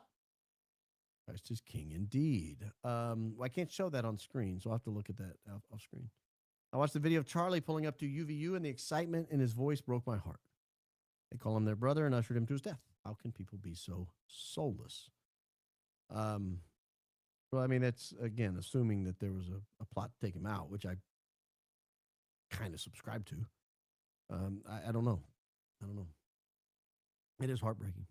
King B, love the second Julian episode. You were brilliant. Oh, well, thank you, Anna. I'll dispute that, but thank you. And the question I wish you'd ask would be if he doesn't find it strange that all autopsy pics were dated September 10th. God bless you. Well, I didn't sneeze. Oh, God bless you. Oh, God bless you too, Anna. I did sneeze earlier. Well, we went through the timeline, and those of you who will not have access to it Friday, I don't want to spoil it, but we did go through the timeline of all the autopsy stuff. And he did say that kind of 1:30 would be kind of a 1:30 a.m. might be kind of a reasonable bound on that autopsy. And so from that perspective, maybe he would find it a little strange. You're right. I didn't ask him about that. So glad I'm watching live Forbearance bloopers. Yeah, it's kind of like the old days when I used to watch videos like this and you guys watched in silence while I watched them. Felt a little like that. If he parks on L1, why is he walking downstairs? That's a good question. Maybe L1 goes down into the courtyard. I've never been there. I'm just wondering why he had to drive down to L1 if he just pulled in and parked, like they told us. TF put his muddy boots right in the center of the chair seat, exactly where you would look for a small 5mm, give or take, elasticity hole. Not seeing good enough photo of the seat base to tell, but CK and shirt necklace move vertically. Nobody disputes all that moves vertically. And the pictures I've seen of the chair don't seem to have a hole in it. My thought is that EK had a Hillary Clinton-style situation room, live feed from Terrell Farnsworth back to the ops at Hopkinson Aircraft Sales. Yeah, I mean, that was kind of my thought too, but I don't know. It kind of looked like a mobile command unit. It might just be some sort of construction vehicle. I don't know, but it was enough weirdness, and it's been bothering me enough that I wanted to put it out there and see if anybody else had any ideas. I do that a lot. Wouldn't low battery beeps be picked up on body cam footage? Also, your radio podcast presence is A+. Really enjoy your conversation on all topics. Good stuff. Thanks for all you do. Well, thank you. I appreciate that. I would think all that would be picked up. But also, I'll cover it tomorrow. I'll cover the Bagley thing tomorrow. It's on tomorrow's agenda. The battery. Stu Peters show discovered Egyptian planes search TR's apartment in Hebrew while parked in Nebraska. Also, great interview with JSM on Julian Dory. Christ is King indeed. I saw that headline. I did not realize he was making the claim that it was actually the Egyptian planes. That would be impossible to tell. What you would be able to say is, at the time the planes were in a given area, there was a search originating from within that area. So if you say the plane was in Omaha, Nebraska, and a search came from Omaha, Nebraska, you could make the claim that the search took place while the plane was on the ground. You cannot make the claim that the search originated from the plane. That would be a little bit of a stretch on that. So I'd have to dig into it further to know exactly what he said. But thanks for the compliment. And Crisis King indeed. Quit calling it TR car. Garage car has sports scooping front and dual exhaust. Didn't we establish this already? Nothing after that lie is evidence. Christ is King indeed. Well, I'm just using Tyler Robinson and Tyler Robinson's car very loosely because that's what they're telling us. Agreed, no sizzle reels, need the truth. Agreed, particularly in a courtroom. If you're going to play a continuous video, you need to tell us, well, that first part actually took place 55 minutes earlier. Okay, well, that's going to raise the obvious question from cross-examination. Where's the rest of it? What happened in those 55 minutes? But bear on, remember your episode 146 electromagnetic weapons opener. Okay, good. You know what ESD mats are. Okay, cool. That's definitely what dude on the roof tossed under him. Those prevent electrostatically sensitive devices from static. I'll take your word for it. I don't know what that is, the mat, but I believe you. My hubby and I are going to Mass for the first time in our lives because God's pulling us in. Baron, you're helping more than the Charlie Kirk case. You're helping people connect with God and the truth. Christ is King indeed.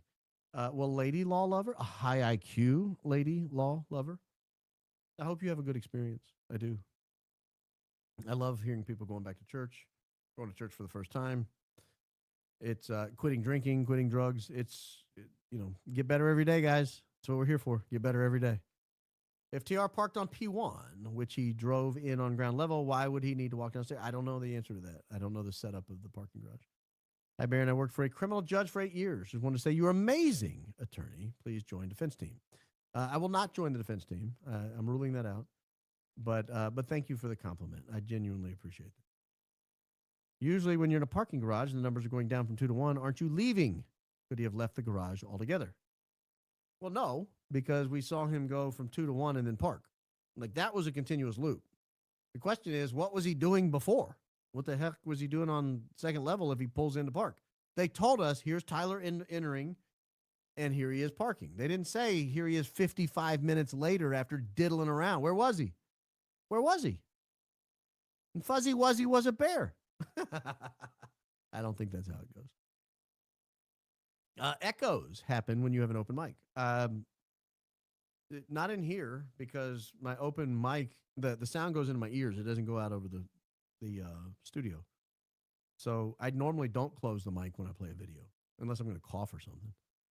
So there's an issue with the settings, and I got to figure out what it is. I think I know what the problem is, and it will be fixed tomorrow. But I don't want to fix it right now because it's going to reset everything. I think it appeared that Alan was directing traffic because no one else was. Probably thinking to himself, what a doo-doo show. Alan directing traffic. Oh. Yeah, I think you might be right. You're talking about Alan Robertson, the police officer. I think you might be onto something there. I think he was from out of town. He's probably like, what are these cops doing? What is happening here? I could see that. I could see that. Owens Schroyer had the same audio problems earlier today. Oh, maybe they're targeting specific channels. Maybe it's not a setting.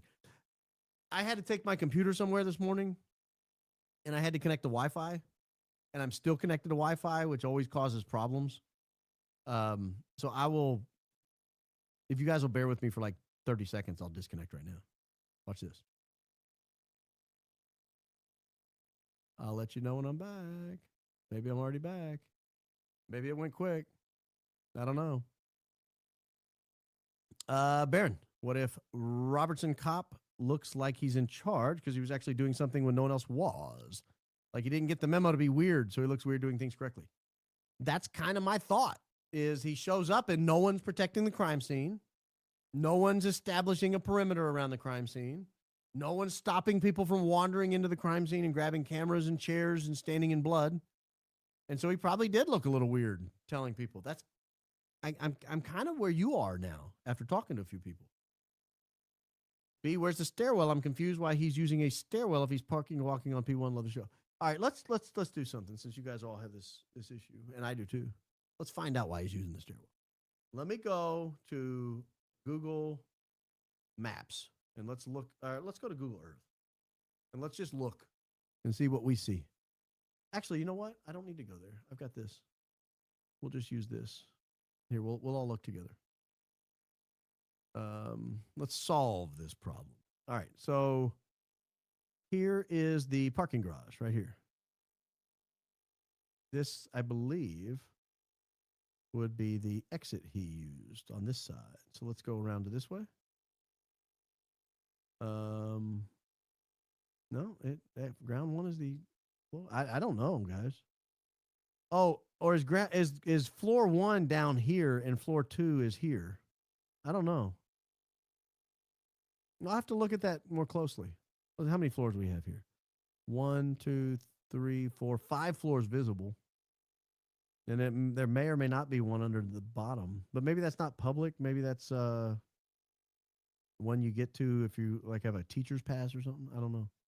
Somebody up there.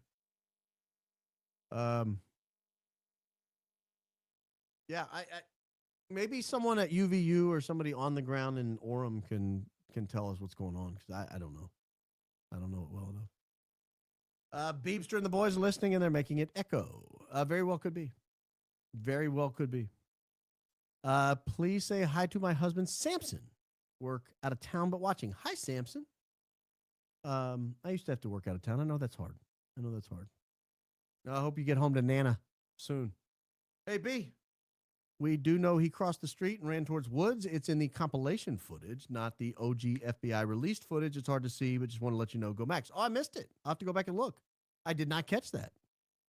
How did that get past me? I thought I looked at all the video footage. In fact, after the event, I lined up all the footage and went back and made notes on everything that's missing. And then I made notes on like all the things he could have been doing while everything was missing. You know, summoning an airplane. I still very strongly suspect the testimony of Lance's AI. His mannerisms are just odd to me. I don't know. I think a Zoom call was a bad decision. Shout out to my Aunt Luda for putting me on the show. As a high IQ teenager, I need high IQ shows. You do indeed. And you have a great Aunt Luda. Hey, B, FYI, Nate Walker was the person that Dan Flood looked at just before the Big Bang. I heard you say on JD's show that you do not know who that person was. Christ is king indeed. No, that's not who I was talking about. He looks to his left. Nate Walker was originally to his right, and then Nate Walker went upstairs, actually. So they couldn't have been looking at him, I don't think. And so he would have been looking towards Mikey, towards Blake, that direction over there.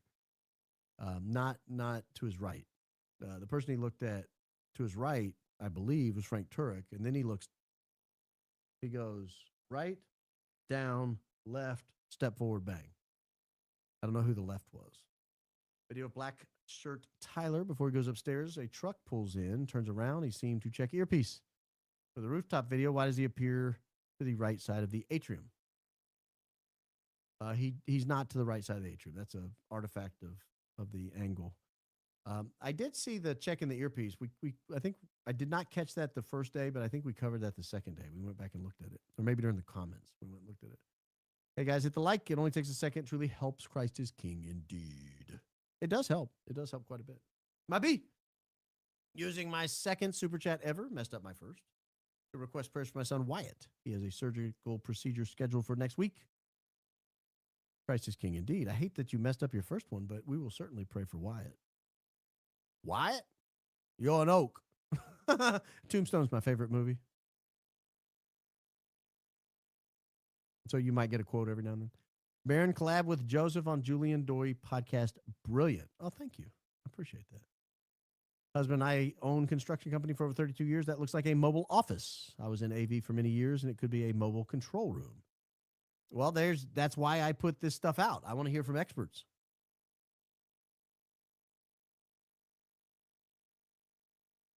Was the mobile office there often or just on that day? It looks like a mobile command center to me. Trees where the gun was found. There's a dirt path behind. What if he crossed the street towards the excavator and cut to the right behind the trees to get to the drop point? Easy access from box truck 2. Duly noted. Duly noted. I did not know that. FBI emergency response vehicle. Kind of looks like one, doesn't it? Kind of looks like one. That was kind of my thought. Does that truck have foreign license plates? I don't know. It's FBI camera truck. It raised the fur on the back of my collar. I'll tell you that when I saw it. It raised the fur on the back of my collar. First time commenting. Been a subscriber since Ian shouted you out last fall. Love you in this high IQ outfit. Much love from Oconomowoc, Wisconsin. Oconomowoc,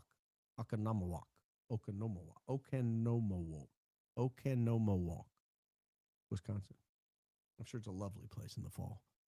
Wow, Anna on stew with the Google Transit Egyptian planes. Crazy receipt incident command on the rooftop. We have pretty big picture about how, why. Christ is King indeed.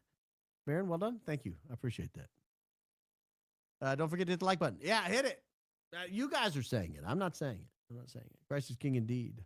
My uncle is a retired colonel in the Marines. I told him I was questioning the narrative, and he said, if you're going to get in the way of certain in operations, you need to be taken out.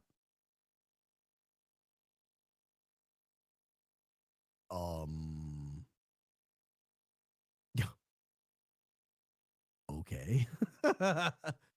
Did you call the police? I mean, when I was in law enforcement, we had a mobile command post that looked like this with same doors and the AC. We had antenna and not a satellite. I'm old, 60.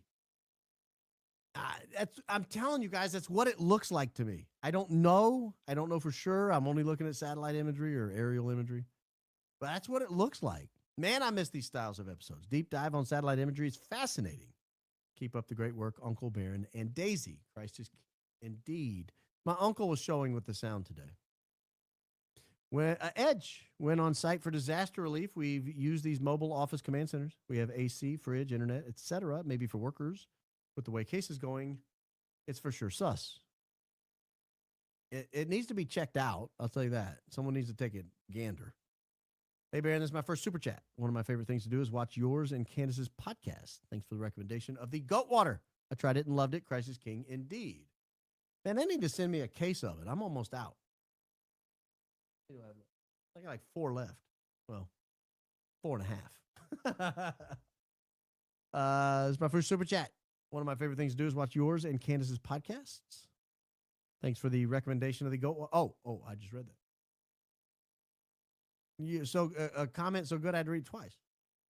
My B, claiming #1 fan from Old Fort, North Carolina. Been listening for months. Finally became a member. Thank you for awesome work you're doing. Go Max. You'll have a member show coming to you this Friday, but you can take advantage of all the old members episodes should you want to overdose on your humble host before Friday? Why would he stash the gun after all the concealing it? Suddenly he stashes it and plans to go back when it would be crawling with police? Yeah, it's a good question, especially when it's floppy. Just roll that baby up and put it in your bag. It didn't seem to be a problem when he's crossing the street with it. Great question. Great question.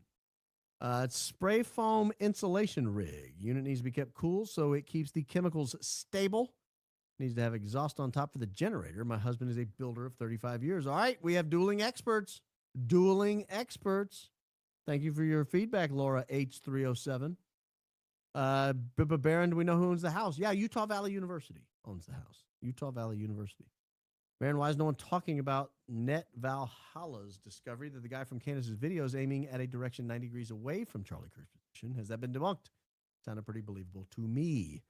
I've talked about it many times. I disagree with that. And if you kept watching Nate's video, Trigger Smart came on and gave a pretty good explanation of why that was incorrect. So I don't think that was correct.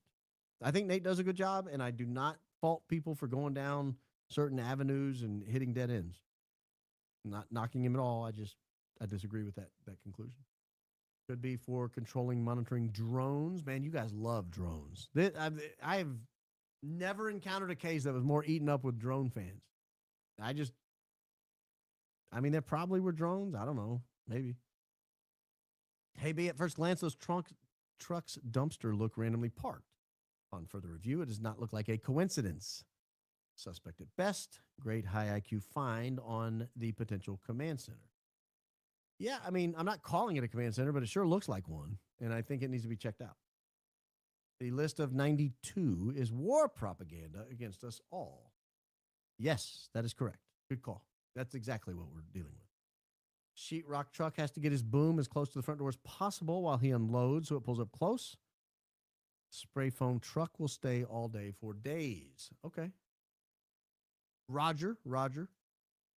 It's an insulation truck. That's 4 to 5 inch hose coming from a small blower. You feed insulation in a hopper.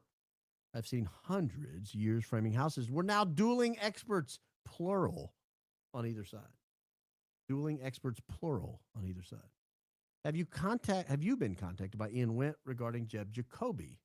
Your name was mentioned by Jeb. Was wondering if that got sorted out. I've talked to Jeb. We talked for over an hour the other day.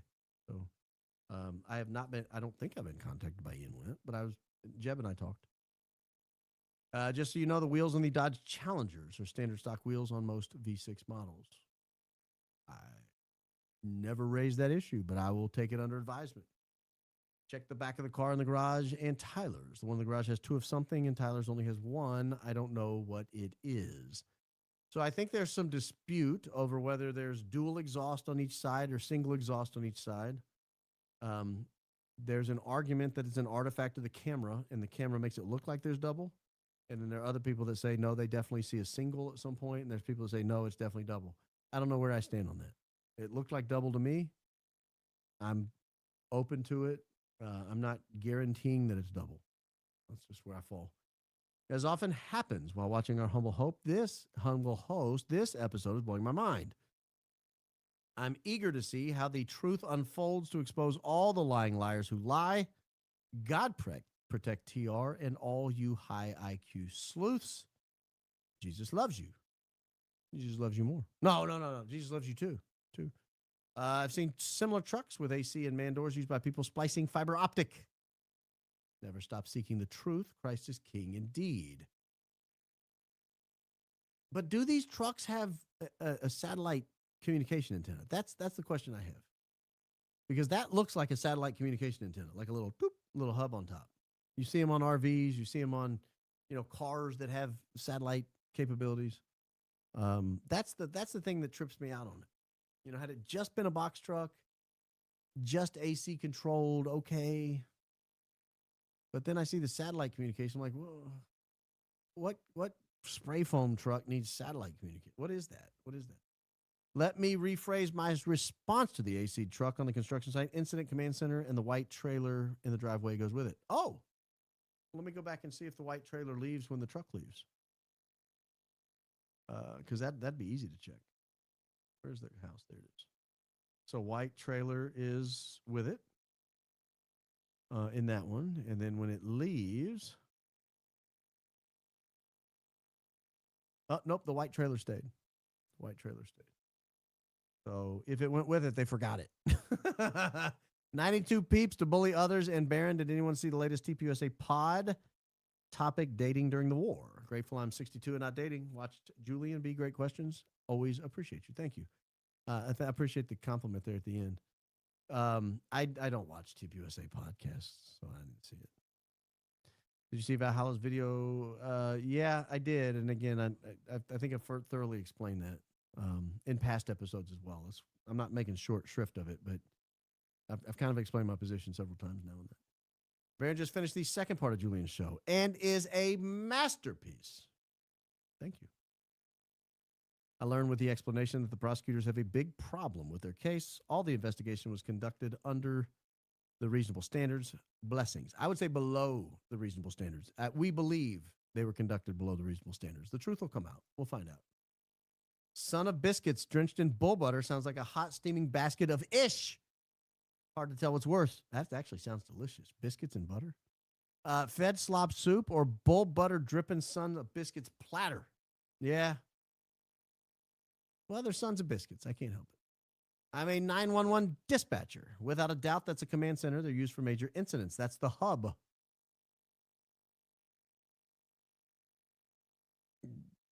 You sound like an expert, Emily. I'll be honest with you. You know, can't wait to hear more of you, JD and JSM Pod. First hour's already stellar. Capping and gowning through it. P.S. Echo issue is still okay to hear the vids. Yeah, if you're only an hour in, buckle up. It's going to get really good. I think like hours 2 and 3 are kind of to me, the big meat of it. Echo of the Baron gasp should be clipped. Oh gosh, I forgot that gasp echoed. That's funny. Gas busted again, Gare Bear. You're a dummy. Oh no, Moon Goddess. You're calling him a dummy too now? Not just Ivan? Maybe they have satellite on top of the box truck so they can listen to Huey Lewis. Were they the ones playing the Huey Lewis to Officer Bagboy?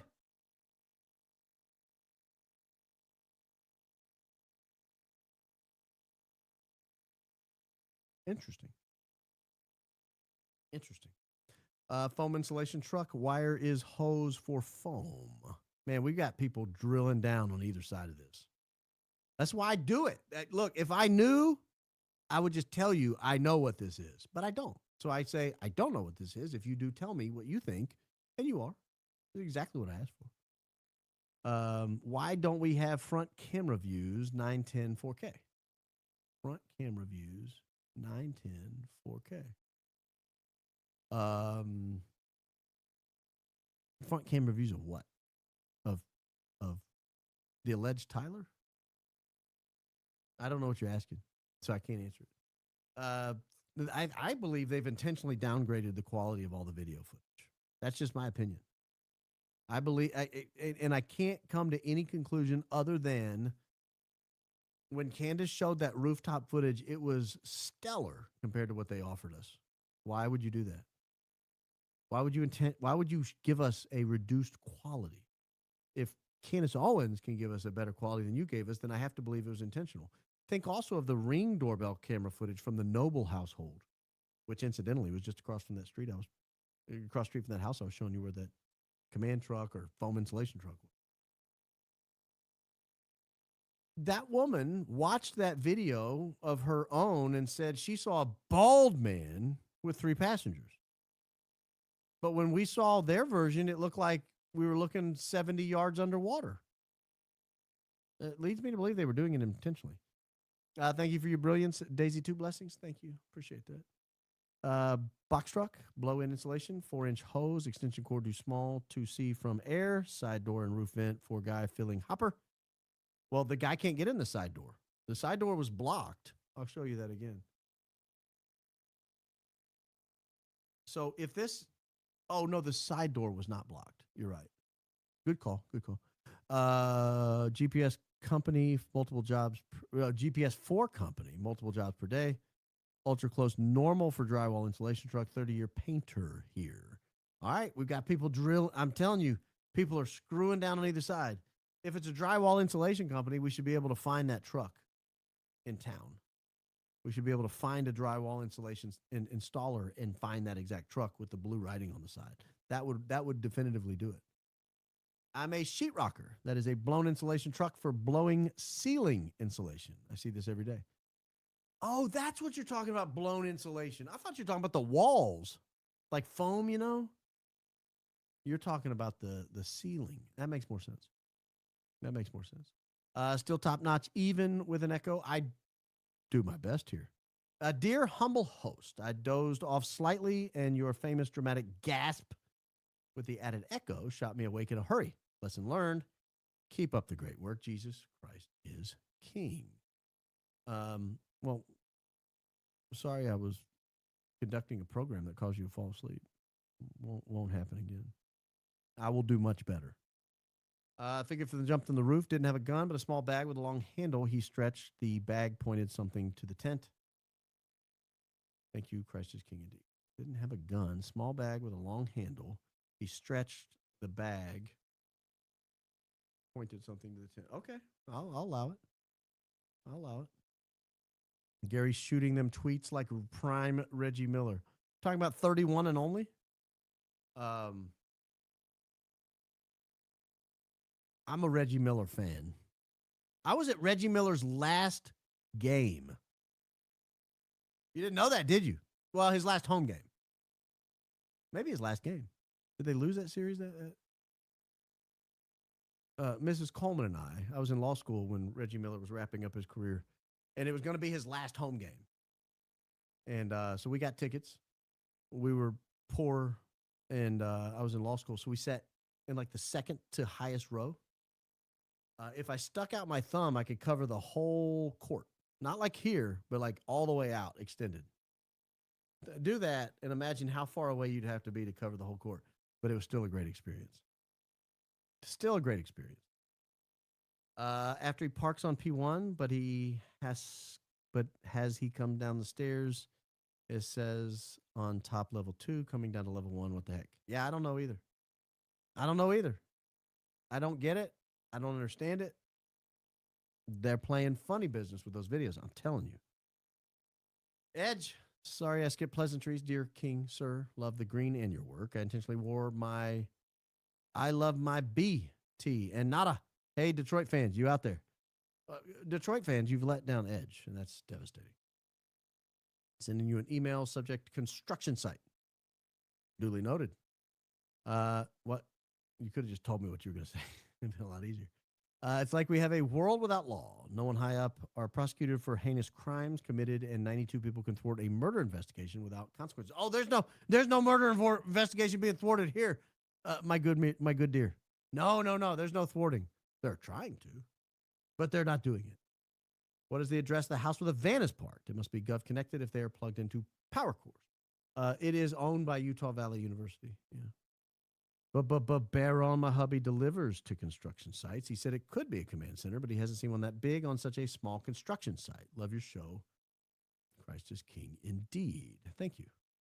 Martyring CK was the worst mistake these monsters could have ever made. Thanks, Baron. Hello from Davao City. I believe you. Davao City people are out there. Candace must have been on vacation on the months he calmed down. I didn't think about that. Maybe he was, but they seem to go extra hard on her when she's on vacation. But that would be funny. if we could tie that would be real funny. Christ is King indeed. Yes, indeed. Gare. LOL, can't wait for the rant in clips. Oh no, I don't know that we need to clip that. Maybe. He parks on P1, but you see him come downstairs P2. It shows that on what you played. Look again, please. Christ is King indeed. We have established that. We just don't know why. Gare Bear after CO like Frollo was after Esmeralda. Who the heck are those people? Frollo. Esmeralda. Oh. Hunchback of Notre Dame. Sorry, guys. I should have known that. Not a literature major. No offense to Victor Hugo. Hope he doesn't hold it against me. In the words of Mr. T, I pity the fool. Baron is going to drag these shameless weirdos. They deserve it. This is a no stalker zone. That's correct. Correct. Why would we have stalkers? We don't need them. Baron, you warmed my heart and you made me laugh. I really needed that. I'm not yet Catholic, but yes, Christ is King. Indeed. Indeed. You don't have to be Catholic to say that. Puny Tacticals. Edge, we're going to clean that up a little bit for you. Is saving them for his candy girl. Sorry, B, he likes milk chocolate. I know you are crushed. I'm not crushed. I'm not crushed. Posting for Outlaw Odin. I wish I had $2 in a super chat. Have Google something pulled up for 910. The house he showed directly behind UVU Army ROTC building. Not directly. It's actually 2 houses down. 2 houses down. Yeah, I'm familiar with the area. I told my hubby I was excited for tomorrow's nooner with Baron, and he lovingly informed me that in fact it was not what I thought it was. Oh no. So we're gonna keep it clean. But yeah, in all likelihood, anyone on the West Coast, we're having a nooner. Yo B. Stu made a comment on Black Line Brief that the guy that jumps off the building is seen meeting 2 to 3 people in the woods when he crosses the street. Do you know anything about this? I do not. I do not. Christ is King indeed. I don't know. I'm not questioning his sources. I've not seen that footage, so I don't know. And I thought Laura Looney tweeted a lot. Perfect match. Yeah. Why even pay Gary if he sucks at his job? He might be the best at his job ever. We don't know. I've never done his little tactical course or whatever he does, but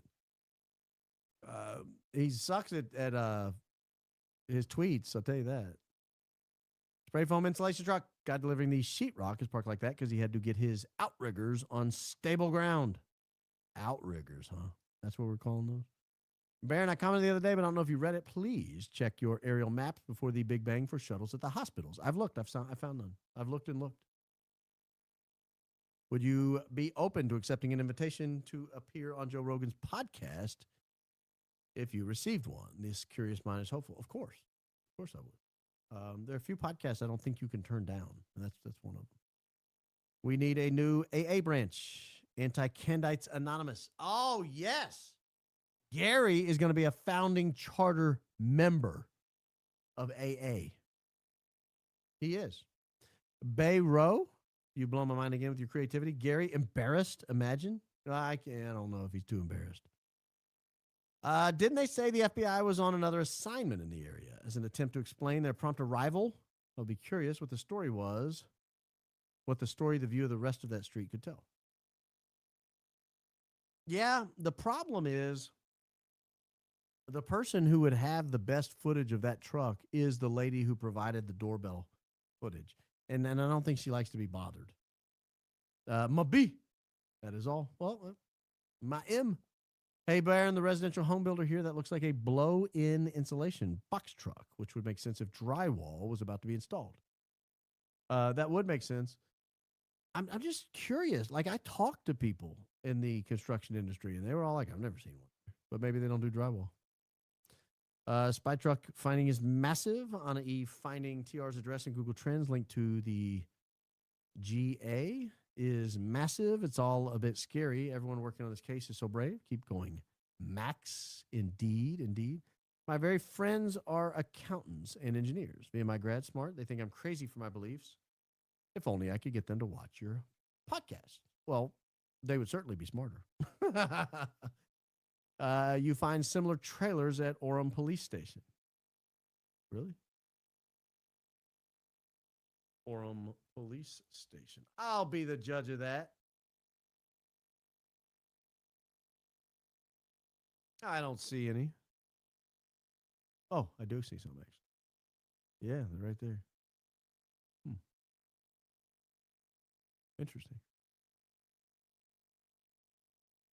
I've never even thought to look at the Orem Police Station. Yeah, there's 1, 2, 3, 4 of them down there, and they look quite similar. I don't know that Orem Police was, well, maybe we don't know what they were doing. Good evening. This week, you and CO are like a cat playing with a mouse. God bless you. Christ is King. Indeed. Just doing our job here. Doing our job. Was Lance working construction? I wonder if he was walking around that site. Ooh. Christ is King. Indeed. I would be shocked at this point, and I'm not making this claim. I have nothing to back this up. Well, other than gut instinct. I would be shocked if Lance was not in Orem. I would be shocked. But I don't like have evidence. It's just, it's in here, guys. It's in here. Got to watch my 6th grandbaby be born yesterday. Just wanted to share that bit of good news with you all. God bless you and yours. Oh, thank you. I hope your 6th grandbaby's doing swimmingly. Yo, my B, wondering your thoughts on baseball next year. Will it exist? Not if the Dodgers keep buying players like this. I mean, the other owners are going to hold out for the salary cap, and it could end the season. We'll see. Have you or Candace ever thought about reaching out directly to TR through email system or even snail mail? They have tablets and can be emailed through Securus. Love from Knoxville.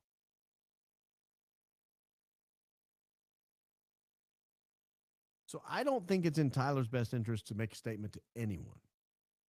And you understand the consequences. Let's say Candace reaches out to Tyler. They have a back and forth. What does that make Candace?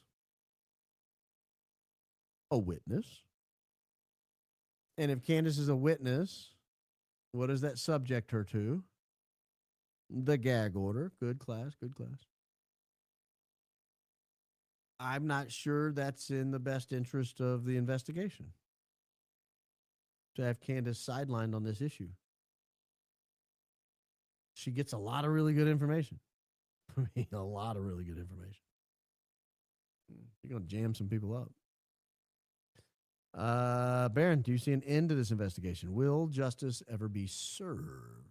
I think, when you get a client, you always talk to them about what does victory mean? That means different things to different people.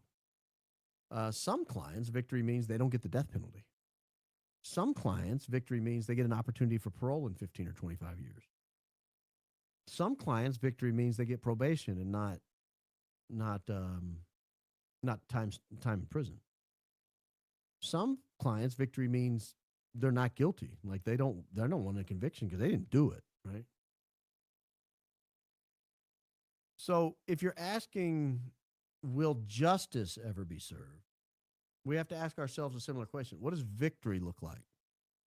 Does victory look like someone in handcuffs sitting trial for the murder of Tyler Robinson? Well, no one ever did that for John F. Kennedy. And we're pretty sure Lee Harvey Oswald didn't do it. No one ever did that for Robert F. Kennedy. And we're pretty sure Sirhan might have committed a crime but did not take the fatal shot. So if you're going to, but those investigations have revealed a lot. And is that justice? Well, if you think through the investigation that you've identified the responsible party, even if they don't get held accountable in the justice system, but the public knows what's going on, is that victory? Is that justice? I kind of think so. But if you think it's a multi-agency cover-up, do you think the agencies are ever going to come together and be like, guys, they got us. We should all just confess. I don't think it's going to happen. Corvette lost cause. Neff is a disaster. Security out. Mikey, listen up. Lawyer speaking to you. Take this man's advice, Mikey. Kristen. Kristen's a good lawyer. You better watch out, Mikey. You better watch out. I think Mikey should do the right thing. In my humble opinion. My B had this theory for a while that TR and LT were part of a secret group, got caught, and now being set up to take the fall to fit the Fed Slop narrative, i.e. Zimmerman. Can't wait to see what Candace recovered. I don't think that's an outlandish theory, Shy.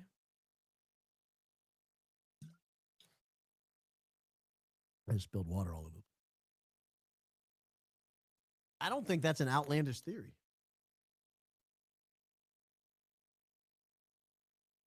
I don't know. I don't know if Tyler knew Lance was in on it, maybe.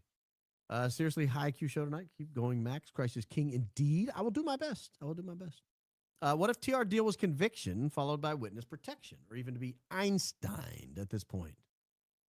Number one fan from Columbia, Kentucky. Christ is king indeed. Einstein? You mean taken out? I don't think that's a good deal. Or you mean removed from prison and everyone thinks he was taken out? Yeah, maybe. I don't know. I don't think so.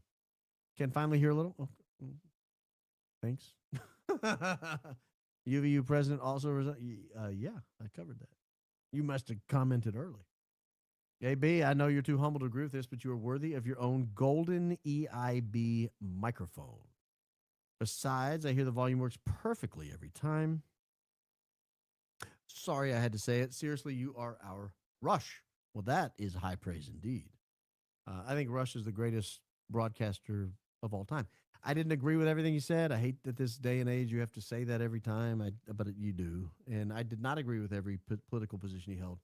But in terms of raw broadcasting talent, no one's close. There's no one close. No one. No one. CIA connection with UVU, huge. Yes, we've talked about that. Dr. Astrid Tumeniz. Did I not cover that? I thought I did. Yeah, I know I did. I pulled up that you guys must have commented before I covered it. Yeah. Officer M.J. Kim left law enforcement December 25, now a lawyer. Well, add him to the list. I didn't know that one. He's the get back, that guy. Yeah. What a tough situation that guy was in. Your pursuit of intellectual honesty and philosophical consistency is as genuine as it is rare. I'm truly thankful and appreciative. Noble is the word that comes to mind. Thank you. Thank you. That noble? Noble? I'll allow it. Noble. Truck looks like an insulation blowing truck. Has a feeder on the inside, 4-inch hose to blow into attics, side door to keep refeeding the blower. I'm in the trade 20 years. The cord is a 4-inch hose, I believe. Okay, so you mobile command center people are losing. I think we're the other people are outnumbering you. So if you want to weigh in, no, I'm just kidding. That's why I bring it up. I got to know the answer to these things. Number one fan from Ohio. Now let me ask you a question. Knowing that, if you have a mobile command center and you want to blend in on a construction site, might that be your cover? I don't know. Or maybe they're just blowing insulation. Number one from Ohio. We're getting closer and closer every show. You and the crew are going max and fighting for the truth, which seemed like TPUSA ran out of being truthful. Christ is king indeed. Yeah, I think they're all out of being truthful. You know, before this, you know what I like?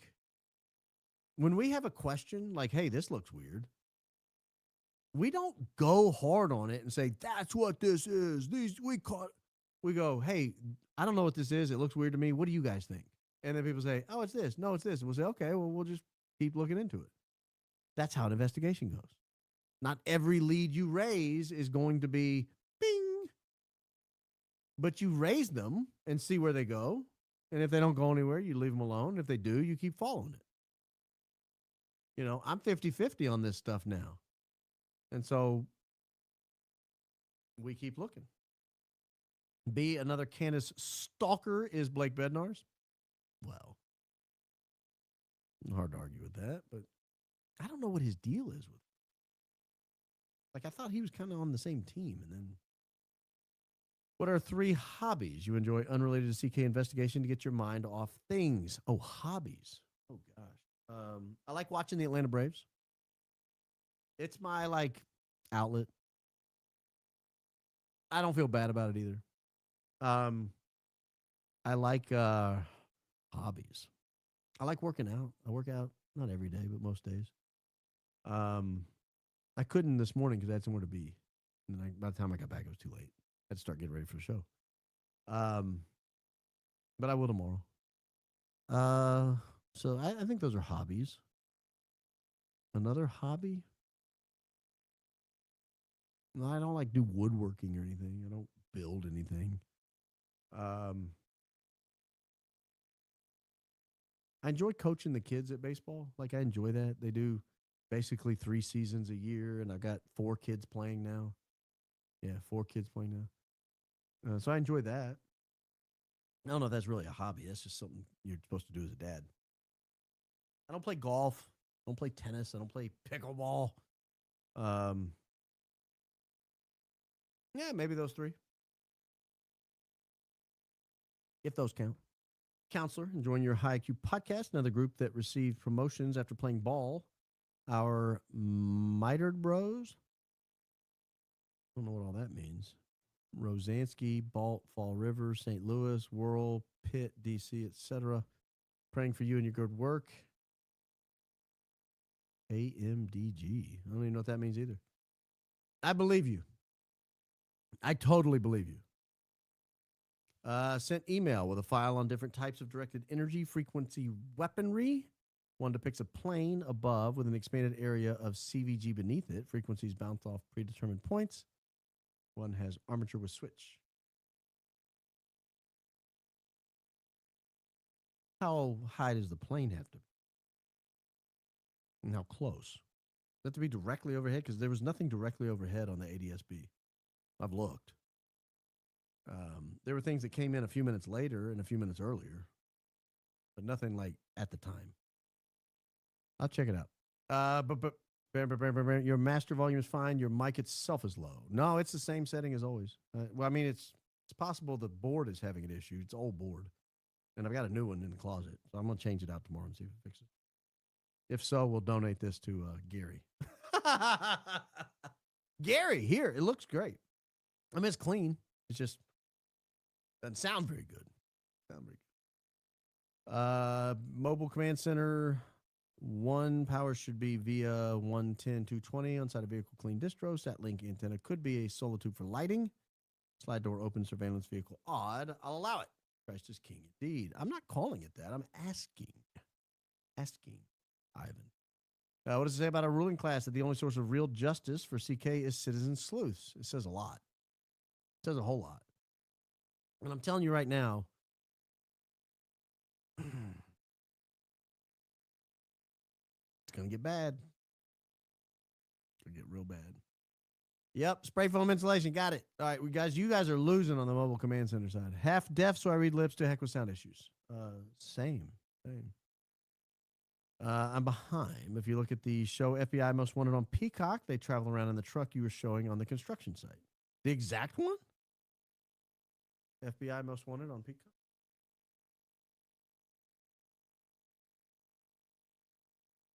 We'll find out about it. Is that like a real truck or? I don't see it. All I see is a pickup truck. We'll do mobile command center. See if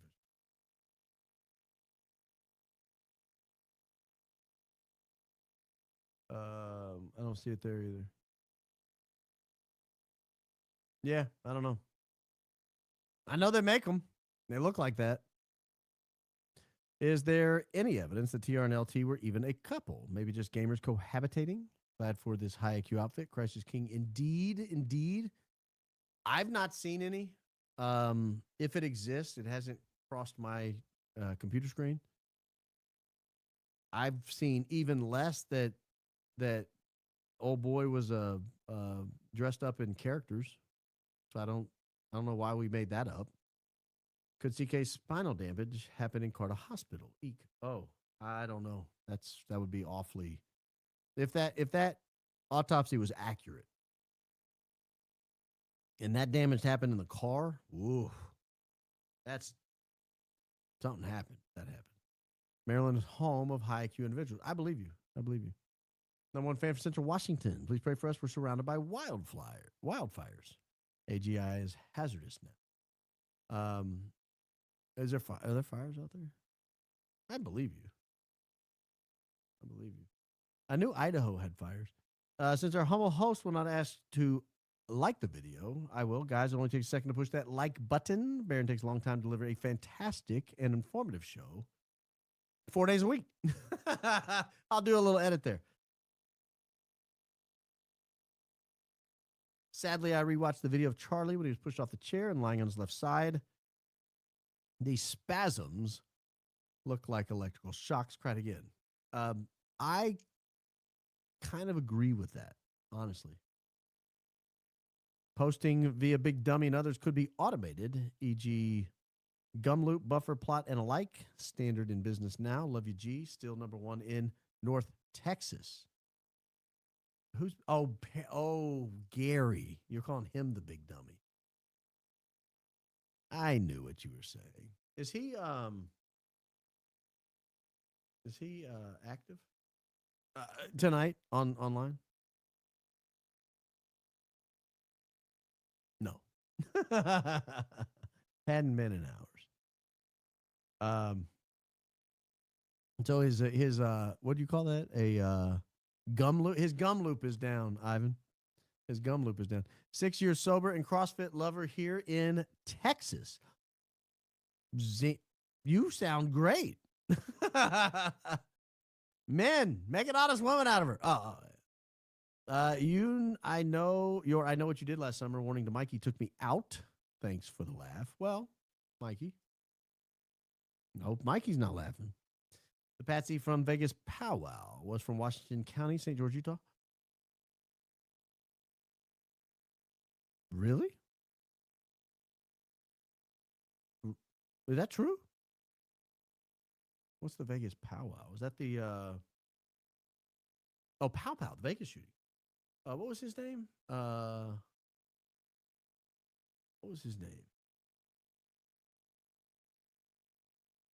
Stephen Paddock. He was from Washington County.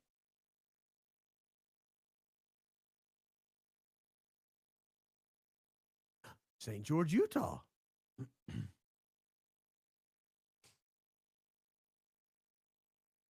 Oh, he was from Mesquite, Nevada. He bought a gun in St. George, Utah, February 2017.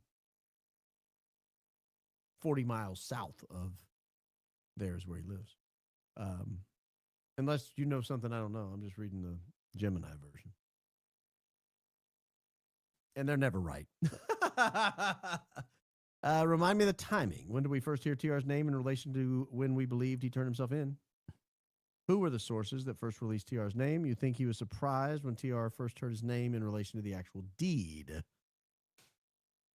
So we all first heard his name the morning of Friday, September 12th. He turned himself in sometime on September 11th. We're not sure what time. The official Fed Slop narrative is like between 9 and 10 o'clock. My guess is probably closer to 6 o'clock, maybe even earlier. Do I think he was surprised? Who's he? Oh, do I think Tyler was surprised when Tyler first heard his name? Yes, I bet he was. I became a JD member, and I really enjoyed the first interview. And boy, was today's with J SM was incredible. It's worth $5. Thank you so much. Christ is king indeed. Wow, thank you. That was very high praise. It's worth $5. Thank you. I mean, I'm serious about that. You could have just waited till Friday. I'm kidding, Julian. Everyone should become a member. Did the TPUSA staff wear backpacks at other events or just 910 praying for you and your family? Christ is king indeed. I actually went back and looked at old events, and I did not see Mikey in a backpack on other days. And I don't know whether I saw Danny Phillip at any previous events. Those are the only two that I saw in backpacks. And remember, I thought Danny's backpack looked lighter walking into the hospital than it did when he was at the event. At the event, he looked like he was like carrying gold bricks. He was like lean forward, walk. I mean, he looked very heavy. And then at the hospital, he was just kind of tooling around. I don't know. Maybe he felt like he was walking uphill. Maybe he was drunk. B, let's hear your best Jersey boy. Forget about it. Cheat. I don't know. That's the best I got. I'm not a very good Jersey person. No PT for 10 more days because I knew you'd say it. Moon Goddess, you should do it anyway if you feel better. You should do extra credit. TikTok suggests TR police station video is actually a video of him on an elevator with fake background. Chat GPT agrees it's very plausible. I don't believe anything Chat GPT says. But I will say this. You have him there for hours, and the only video footage you release of him is from behind with no timestamp? Are you kidding me? What a joke. What a joke this entire investigation is. People are buying it, too. We are millennial and Gen Z Catholic husbands building a shire for a traditional Catholic families in South Central Pennsylvania. See Aristotelian Thomas Guild website. Well, that's good work. Good work. I noticed your username is that also. At the end of JD, you were talking about people who were invested because they truly love CK. Just so you know, we truly love you too. Stay safe, my guy. You're number one Alaska fan. Julie, you know you started this whole number one fan business with that Alaska bit. Well, thank you. Thank you. I meant it too. I meant it. It's something that's often lost, I think, from the TPUSA people. Maybe I'll play that tomorrow. Because I think it's important. All of these people who are condescending and attacking Candace and attacking your humble host and getting snarky and smart and talking down to people and acting like they're better, acting like they don't know any answers to any questions. Those people only have jobs. They're only known because a whole lot of people love Charlie Kirk. A whole lot of people. That's the only reason people even know who they are. No one on earth would know who Andrew Colvett or Blake Neff are. No one would know who Erica Kirk is. No one would know who Mikey McCoy is. These people think they can get smart and talk down to people who are just trying to figure out what happened to somebody that was really loved by a lot of people. And I think it's disgusting. I think they need to check themselves on that. Try taking a look at Victor's compound again, see if you can spot the mobile command center. Christ is king indeed.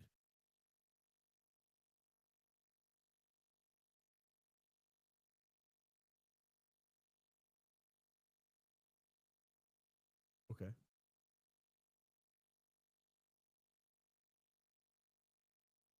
Oh. I'll have to look when I know the actual address because it just gave me a road in the middle of the street. A road in the middle of nowhere. I'll have to look when I actually know the full address. I've got it in here somewhere. I'm just not sure exactly where it is. I'll look. That's a good call. It's a good call. Great interview with JD. It is worth looking back on May. Is it worth looking back on May episodes? Gary was fired up with May tweets. Christ is king indeed. Thank you for all your time and dedication. That's a good point. Might be worth going back and seeing what Candace was talking about at that time. That's a really good point. Use these guys, their lack of discipline against them. Thoughts on whereabouts of Nate W. and Blake 10 minutes before the attack, as well as how they arrived at the hospital.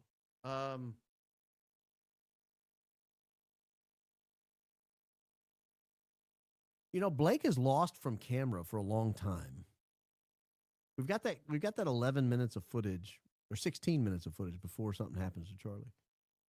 And Blake is only visible in a short period towards the end. I have no idea where he went in the meantime. Nate was kind of bouncing around in and out. You saw his arm a couple of 2, 3, 4 minutes before the attack, and he's talking to Dan Flood. But I don't know where everyone went. I don't know. I see these a lot on car haulers at racetracks in Texas, specifically the AC. Look up car haulers with AC. Duly noted. Duly noted. Baron, is my phone working yet regarding supers? Let's see. Yeah. 5x5. Can we get some high IQ merch? 90 to 92% polyester, 5 to 8% nylon, 3 to 5% spandex allegedly shirt. Are you telling me that's what you want, or you don't want that? That's why. Yes, I'll look into it. Nurse Casey, can you figure that out? What's she saying? If Tyler parked in the parking garage, where did he change clothes? Why do we have videos of him walking all around the neighborhood? So the story is this. He comes in the parking garage at 8:30.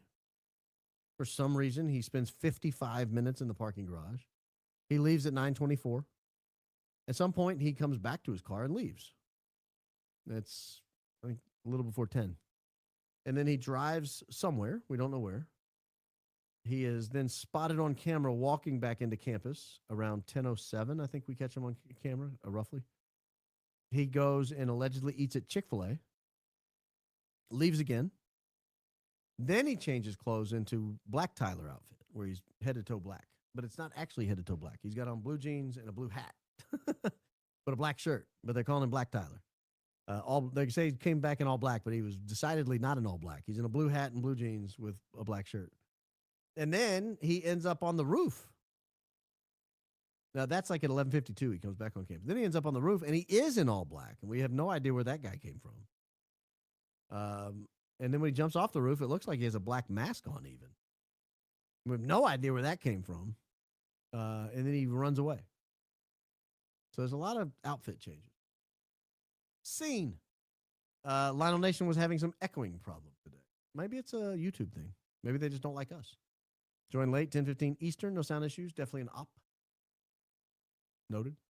After the Big Bang, TR jumps off a roof. Yet people are walking like it's Fun Day Sunday. Possible older recording and not from the actual day itself. It's possible.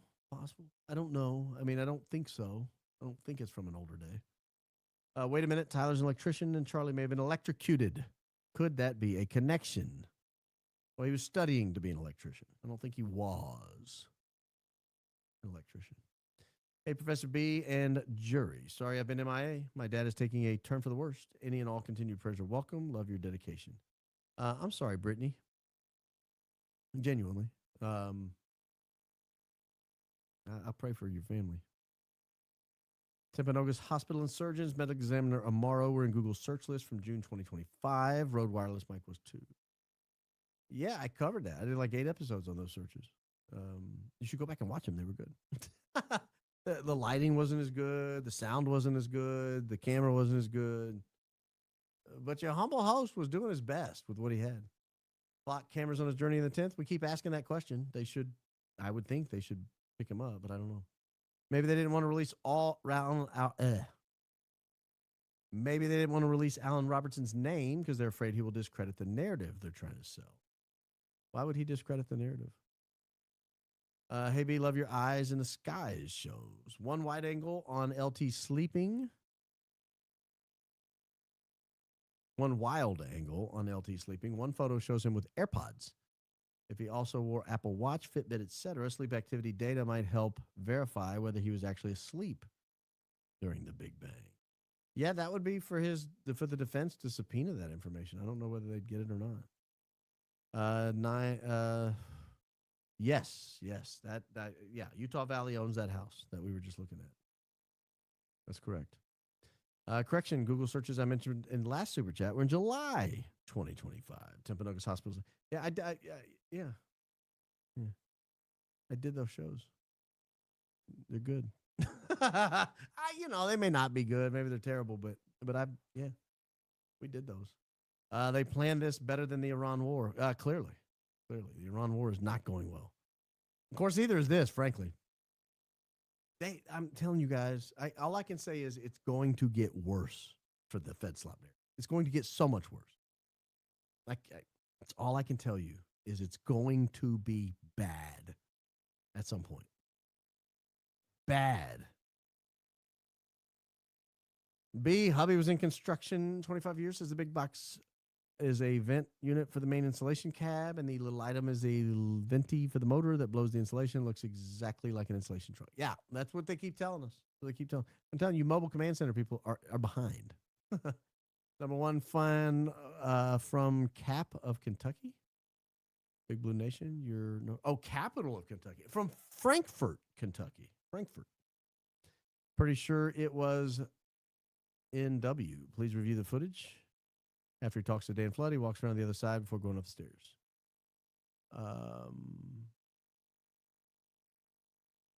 So you're saying he was standing to the left of Charlie, the bang happened, and then a minute and 20 seconds later, he's on the roof. That's quick. I can look. I can't show you guys when I look because you'll see the Charlie thing, but I can do this quickly because I know exactly where it is. Hold, please. I can go right to the point of... That scared me. All right, let's see here. I do not see a Nate Walker anywhere. Nowhere to be found. Nowhere to be found. Nowhere to be found. We got 10 seconds left. I don't see him. Don't see him. Here comes the bang. Yep. Nope. I don't see him. If you've got footage of him, you've got a different angle than I have. I did not see him there. Baron, you're the best. Aurora, Colorado, checking in tonight. Aurora, Colorado. That was the Batman shooting, right? Wasn't that the Batman shooting where Erica Kirk had or Erica Franzwe at the time had a friend who was there that night? Wasn't that same night? I think it was. Well, welcome in. Yoda best. You the best. You the best. Shawnee, you're the best, Shawnee. JD part 2 was over the moon. It don't get better than that. Shawnee, I'll say this. I want to pat myself on my own back because Julian did a great job. Joseph Scott Morgan, I think, did a great job. I don't think the Fed Sloppers are going to be happy with that episode when it drops on Friday for the general public. I don't think they're going to be happy at all. That episode boxed them in badly. Badly. That's why I didn't really waste any time responding to that mortician lady, because she just needs to watch that episode. You know, she was a little snarky, and that's okay. I get snarky sometimes. But she needs to watch that episode. I may text it over to her, or message it over, inbox it over. What do the kids say these days? DM. I'm gonna slide into her DMs. Thank you, Shawnee. Thank you. Very, very, very kind. Thank you. My earlier super got skipped. Love our host. I didn't mean to. I'm not trying to skip any. I'm actually going one by one. I do apologize. I posted the image of Tyler at class. First, not tornado. Mine was okay. Thank you. I believe you. I'm not going back to look at it, but I believe you. I 100% believe you. And I'm glad Sam mentioned you, because Sam's good about that kind of stuff. I only remember the Tornado Ali lady, lady. But I apologize, Marie. Marie Gumuk. I believe you. Decal on the side of the truck. Any HD vid? No. What you see is what you get. Baron, look at Apple Maps now for that FBI truck. Apple Maps. Oh, I got Apple Maps on my phone. Apple Maps. Let's see. I can just go to Utah Valley. Oh, no, that's Google Maps. Hold on. Where's Apple Maps? Apple Maps. Oh, do I have Apple Maps on my computer? That might be. Hold, please. I have to find application. Yes, I've got Apple Maps on the computer. I hope you're telling me that because it's on here. I hope we're not wasting everyone's time here. Utah Valley University. Got it. Okay. Rolling in, rolling. How do I get the satellite image? I don't know how to use Apple Maps. There we go. Satellite. Close that out. Don't need that. Apple Maps. It is not there. Is there like a street view or something? How do I get to street view? There's no street view. 3D maybe? No. I don't see it.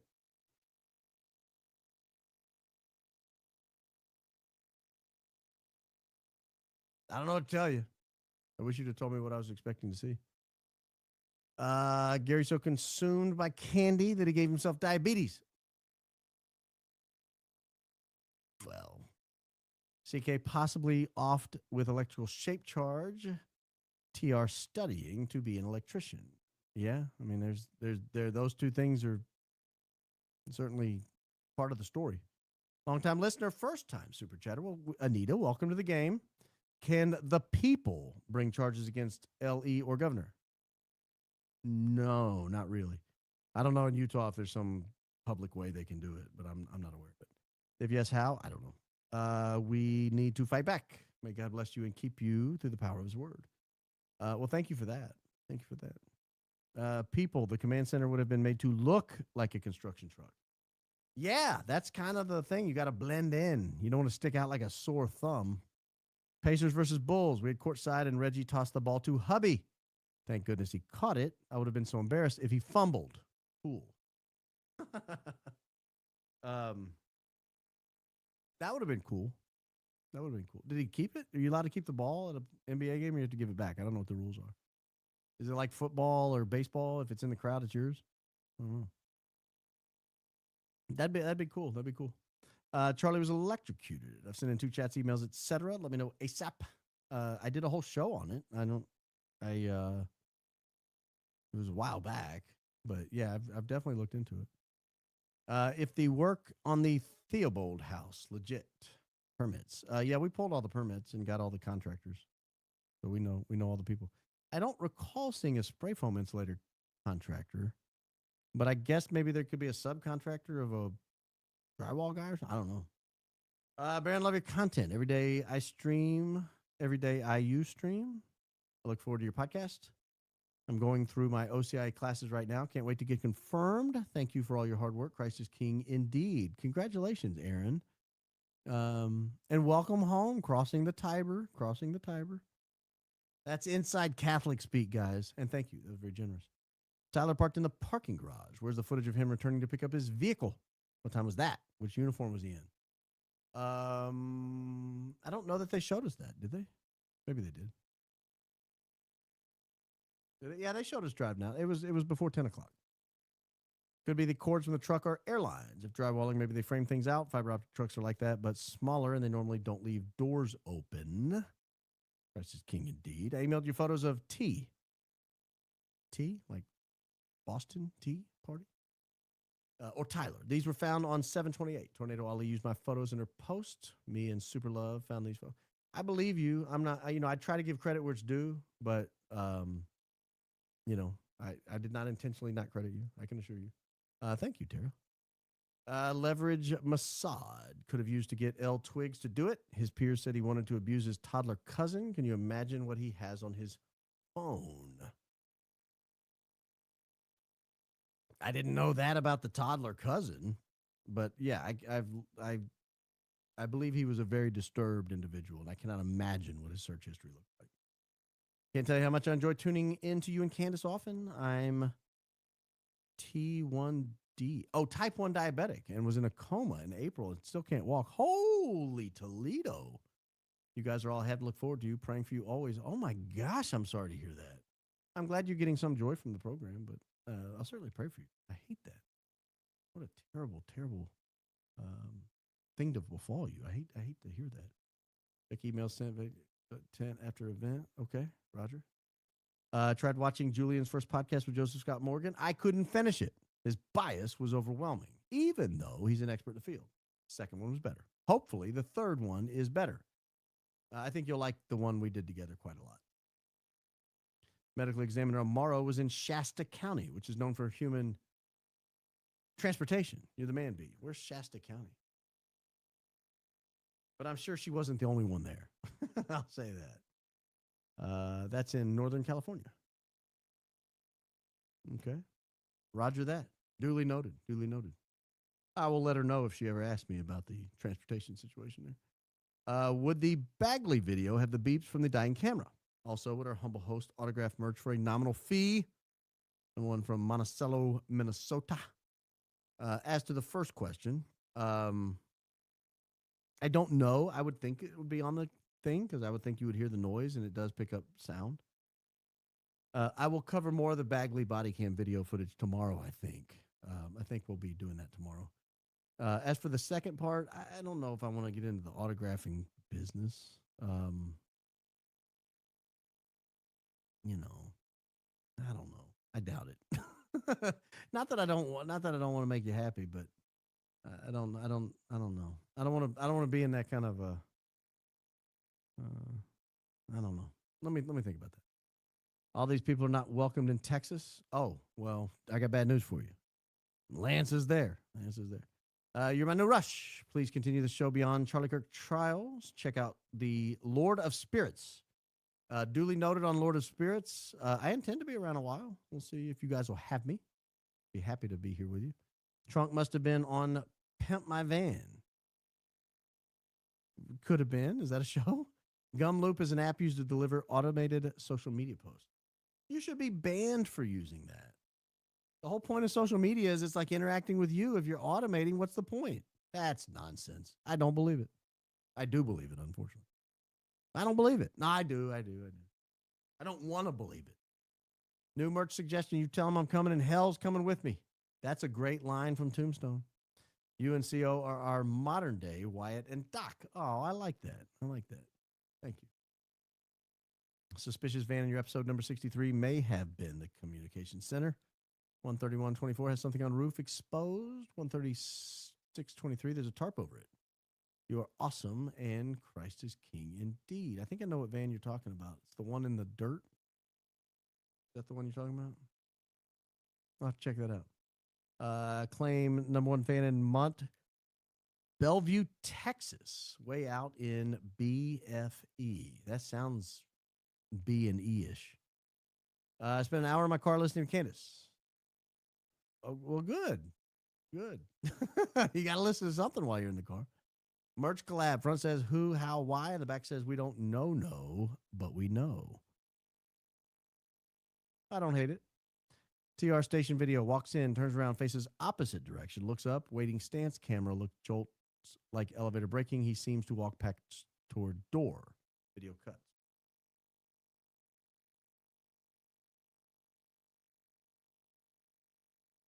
I'm checking this out right now. Tyler Robinson, what are we going to call this? Sheriff's office? Oh, we'll never find it. I'll have to look it up. Oh, there it is. All right, he walks in, turns, looks towards the door. Roger. Puts wallet in pocket. Oh, the phone does shake, and then he walks back towards the door. Let's watch that together, shall we? That kind of shocked me. I wasn't expecting that. Are you onto something here? Let me pull this comment down so we can see it in all its glory.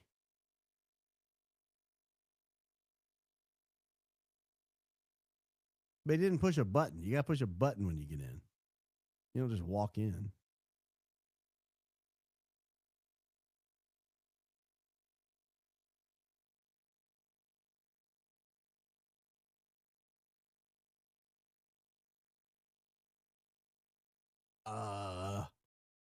Why did the camera shake?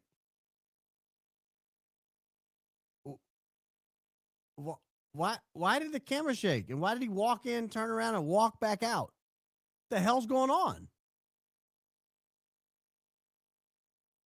I think Tyler spent 55 minutes changing his exhaust tips. Oh, he could have. Did you see the video where there is a hand countdown before the Big Bang? I have, and I've also seen that timed up against the larger thing, and the countdown apparently means nothing because it's not minutes. It's not in any kind of order. So I don't know what that means. My B, my bad. It was not NW. It was MM. I just went back and looked. My apologies. Yeah. Apologies accepted. Apologies accepted. I'm going to allow it. Hey, my B. Can you wish my mom, Robbie, a happy birthday? She's a big fan. Today's her 66th. Christ is king indeed. I hope your 67th trip around the moon, around the sun, excuse me, is your best one yet, Robbie. Happy birthday. My B, I got a Google search info from your earlier shows. My first exposure to this high IQ outfit. Just filling in for those who may be new here. Thanks for all you do. Oh, this is a high IQ outfit. I assume everybody's watched every show. How does Gary find time to complete the work under his government contracts when he's researching and watching and stalking Candace to coordinate and post all these tweets at such a feverish rate? Yeah, you wonder if he's doing something else. He always acts like, oh, it's just a side gig. I don't need this. 1,000 tweets, Gare Bear? 1,000? And counting. Bear and I keep having this bad feeling nightmare about when AK told CO it was supposed to be you. As if AK was in the decision room and wanted it to be CO, but they chose Charlie instead. Praying for Candace, Tyler Robinson, and you. Christ is king indeed.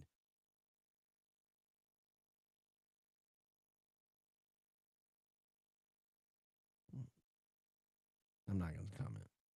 Did you check if their backpacks match the one TR's lookalike were spotted with? Thank you for all you do. Hi from Canada. Canada. Yeah, I don't think they are. I don't think it's the same brand. Shout out to the paid podcasters and TPUSA watching. Can you imagine getting paid to watch podcasts? Your job is to watch Baron tonight. All 4 hours. But Baron Meta Glasses had the capability to live stream to Facebook, Instagram. 2, Meta quietly removed the native live streaming from devices in late September 2025. I did not know that. I did not know that at all. That's terrifying. That could be the new thing they were trying. Please phone interview some of the guys in his electrical school. Electrician school. Should be easy and harmless enough, and they can't block all angles. How would I find them?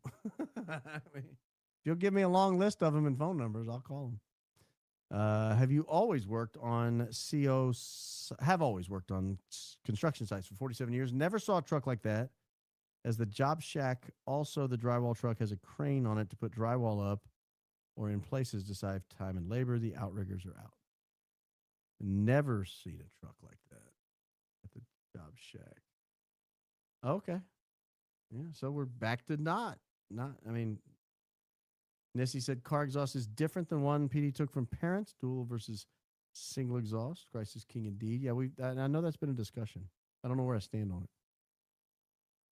For blank's sake, stop people pleasing trolls about lying about the volume. Daisy, listen to the show on YouTube, and yours should be the only voice. Very trust on the volume. Problem solved.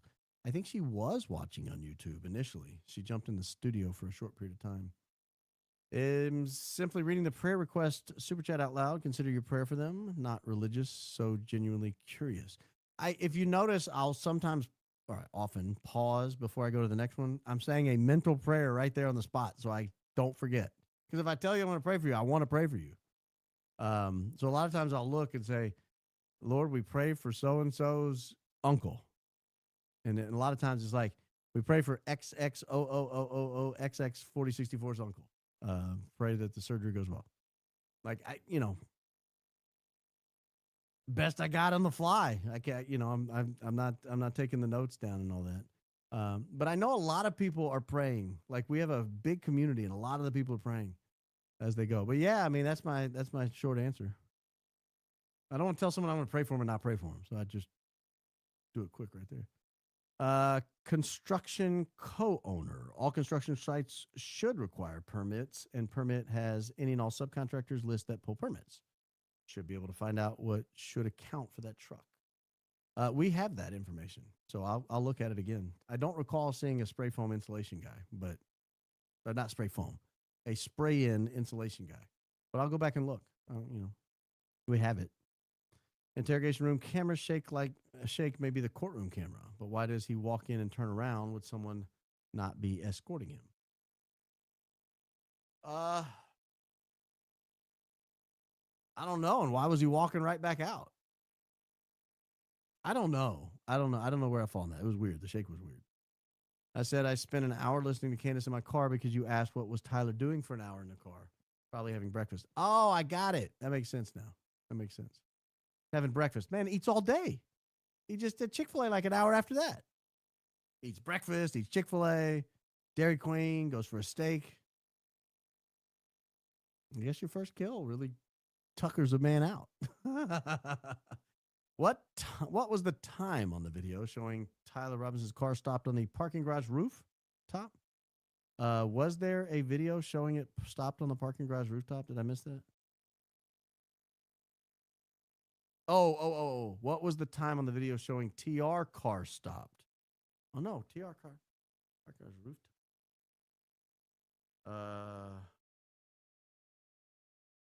So I don't know that I'm following that first sentence. I'll go to the second one. The video showing a truck and the white SUV the Challenger seemed to be waiting for.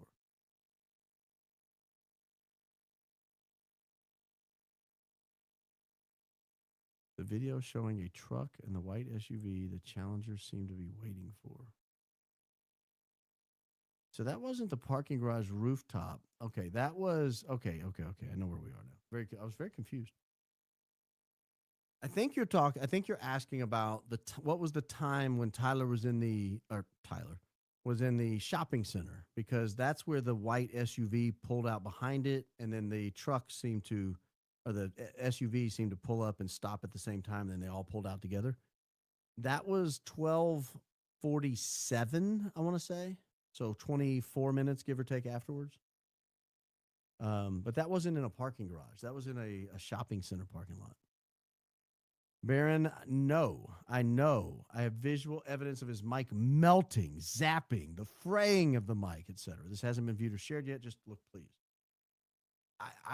I find it nearly impossible. I will look, but I find it nearly impossible to believe there's a view of that scene that I haven't seen yet, because there were only a few of them.